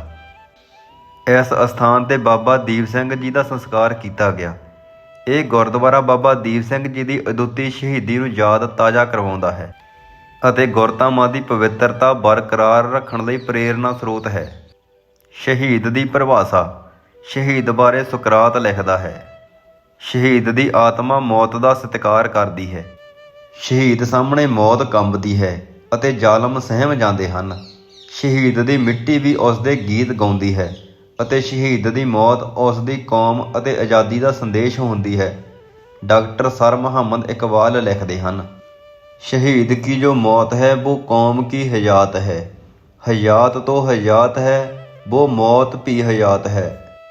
बाबा जी बारे विशेष कथन। बाबा दीप सिंह जी शहीद ने कोई करामात नहीं विखाई। लगभग 18 साल की उम्र ਵਿੱਚ आनंदपुर साहिब जाना, ਅੰਮ੍ਰਿਤ ਪਾਨ ਕਰਨਾ, ਆਪਣੇ ਨੇਕ ਆਚਰਣ, ਸਾਧੂ ਸੁਭਾਅ ਅਤੇ ਸੁਨੱਖੇ ਸਡੋਲ ਅਤੇ ਫਰਤੀਲੇ ਨੌਜਵਾਨ ਹੋਣ ਕਾਰਨ ਦਸ਼ਮੇਸ਼ ਪਿਤਾ ਜੀ ਦੀ ਨਿਗਾਹ ਚੜ੍ਹ ਜਾਣਾ ਹੀ ਇੱਕ ਕਿਸਮ ਦੀ ਕਰਾਮਾਤ ਸੀ। ਗੁਰੂ ਸਾਹਿਬ ਨੇ ਹੀ ਉਹਨਾਂ ਨੂੰ ਸ਼ਾਸਤਰ ਅਤੇ ਸ਼ਾਸਤਰ ਵਿੱਦਿਆ ਵਿੱਚ ਨਿਪੁੰਨ ਕਰਨ ਦੇ ਯੋਗ ਪ੍ਰਬੰਧ ਕੀਤੇ ਸਨ। ਇੱਥੋਂ ਤੱਕ ਕਿ ਉਹਨਾਂ ਨੂੰ ਅਰਬੀ ਫਾਰਸੀ ਵਿੱਚ ਵੀ ਉੱਚੀ ਵਿੱਦਿਆ ਦਿਵਾਈ ਸੀ। ਉਹਨਾਂ ਸਾਰੀ ਜ਼ਿੰਦਗੀ ਜ਼ੁਲਮ, ਜ਼ਬਰਦਸਤੀ ਅਤੇ ਬੇਇਨਸਾਫੀ ਦੇ ਖਿਲਾਫ ਲੋਹਾ ਲਿਆ ਅਤੇ ਗੁਰਧਾਮਾਂ ਦੀ ਪਵਿੱਤਰਤਾ ਕਾਇਮ ਰੱਖਣ ਲਈ ਸਿਰ ਧੜ ਦੀ ਬਾਜੀ ਲਗਾਈ। ਉਹਨਾਂ ਦੇ ਅੰਦਰ ਆਤਮ ਵਿਸ਼ਵਾਸ ਅਤੇ ਕੁਰਬਾਨੀ ਦਾ ਜਜ਼ਬਾ ਕੁੱਟ-ਕੁੱਟ ਕੇ ਭਰਿਆ ਹੋਇਆ ਸੀ। ਆਪ ਜੀ ਉੱਤੇ ਅਕਾਲ ਪੁਰਖ ਦੀ ਇੰਨੀ ਕਿਰਪਾ ਸੀ ਕਿ ਜਿਨ੍ਹਾਂ ਹੱਥਾਂ ਨਾਲ ਆਪ ਜੀ ਨੇ ਸ੍ਰੀ ਗੁਰੂ ਗ੍ਰੰਥ ਸਾਹਿਬ ਜੀ ਦੇ 4 ਉਤਾਰੇ ਕੀਤੇ ਅਤੇ ਇੱਕ ਬੀੜ ਅਰਬੀ ਭਾਸ਼ਾ ਵਿੱਚ ਵੀ ਤਿਆਰ ਕੀਤੀ, ਉੱਥੇ ਹੀ ਲੋੜ ਪੈਣ 'ਤੇ ਆਪ ਜੀ ਨੇ ਉਹਨਾਂ ਹੀ ਹੱਥਾਂ ਨਾਲ 75 ਸਾਲ ਦੇ ਬਜ਼ੁਰਗ ਹੁੰਦਿਆਂ ਹੋਇਆਂ ਵੀ 18 ਸਿਰ ਦਾ ਖੰਡਾ ਫੜ ਕੇ ਸ੍ਰੀ ਦਰਬਾਰ ਸਾਹਿਬ ਅੰਮ੍ਰਿਤਸਰ ਦੀ ਬੇਅਦਬੀ ਨਾ ਸਹਾਰਦੇ ਹੋਏ ਜ਼ਾਲਮਾਂ ਨਾਲ ਲੋਹਾ ਲਿਆ। ਇਸ ਲੜਾਈ ਵਿੱਚ ਉਹਨਾਂ ਐਸੀ ਸ਼ਹੀਦੀ ਪਾਈ ਅਤੇ ਆਪਣਾ ਕੀਤਾ ਪ੍ਰਣ ਨਿਭਾਇਆ ਜਿਸ ਦੀ ਅਜੇ ਤੱਕ ਪੂਰੀ ਦੁਨੀਆ ਵਿੱਚ ਕੋਈ ਹੋਰ ਮਿਸਾਲ ਨਹੀਂ ਮਿਲ ਸਕੀ। ਆਪ ਜੀ ਅਲੌਕਿਕ ਜੱਤ ਸੱਤ ਦੇ ਧਾਰਨੀ ਸਨ। ਡਾਕਟਰ ਮੁਹੰਮਦ ਇਕਬਾਲ ਤਾਂ ਹਰ ਸਾਲ ਮੇਲਾ ਲੱਗਣ ਦੀ ਗੱਲ ਕਰਦੇ ਹਨ। शहीदों की चिताओं पर लगेंगे हर वर्ष मेले, वतन पे मरने वालों का यहीं बाकी निशान होगा। परंतु बाबा दीप सिंह जी की याद ਵਿੱਚ ਬਣੇ ਗੁਰਦੁਆਰਾ ਬਾਬਾ ਦੀਪ ਸਿੰਘ ਜੀ ਸ਼ਹੀਦ ਵਿਖੇ ਤਾਂ ਹਰ ਰੋਜ਼ ਮੇਲਾ ਲੱਗਦਾ ਹੈ। ਹਜ਼ਾਰਾਂ ਦੀ ਗਿਣਤੀ ਵਿੱਚ ਸ਼ਰਧਾਲੂ ਸਰਧਾ ਦੇ ਫੁੱਲ ਭੇਂਟ ਕਰਦੇ ਹਨ ਅਤੇ ਮੂੰਹੋਂ ਮੰਗੀਆਂ ਮੁਰਾਦਾਂ ਪਾਉਂਦੇ ਹਨ। ਉਹਨਾਂ ਦੀ ਯਾਦ ਵਿੱਚ ਇੱਕ ਹੋਰ ਆਲੀਸ਼ਾਨ ਬਣੇ ਗੁਰਦੁਆਰਾ ਟਾਹਲਾ ਸਾਹਿਬ ਵਿਖੇ ਸ਼ਰਧਾਲੂਆਂ ਦਾ ਆਉਣਾ ਜਾਣਾ ਰੋਜ਼ ਹੀ ਬਣਿਆ ਰਹਿੰਦਾ ਹੈ। ਇਹ ਬਾਬਾ ਦੀਪ ਸਿੰਘ ਜੀ ਦੀ 75 ਸਾਲ ਦੀ ਉਮਰ ਤੱਕ ਕੀਤੀ ਹੋਈ ਘਾਲ ਕਮਾਈ ਦਾ ਹੀ ਸਿੱਟਾ ਹੈ। ਵਾਹਿਗੁਰੂ ਜੀ ਕਾ ਖਾਲਸਾ, ਵਾਹਿਗੁਰੂ ਜੀ ਕੀ ਫਤਿਹ। ਦੋਸਤੋ, ਜੇਕਰ ਵੀਡੀਓ ਚੰਗੀ ਲੱਗੀ ਤਾਂ ਲਾਈਕ, ਸ਼ੇਅਰ ਅਤੇ ਕਮੈਂਟ ਕਰਕੇ ਜ਼ਰੂਰ ਦੱਸਣਾ ਜੀ ਅਤੇ ਚੈਨਲ ਨੂੰ ਸਬਸਕ੍ਰਾਈਬ ਕਰ ਲੈਣਾ ਜੀ। ਧੰਨਵਾਦ।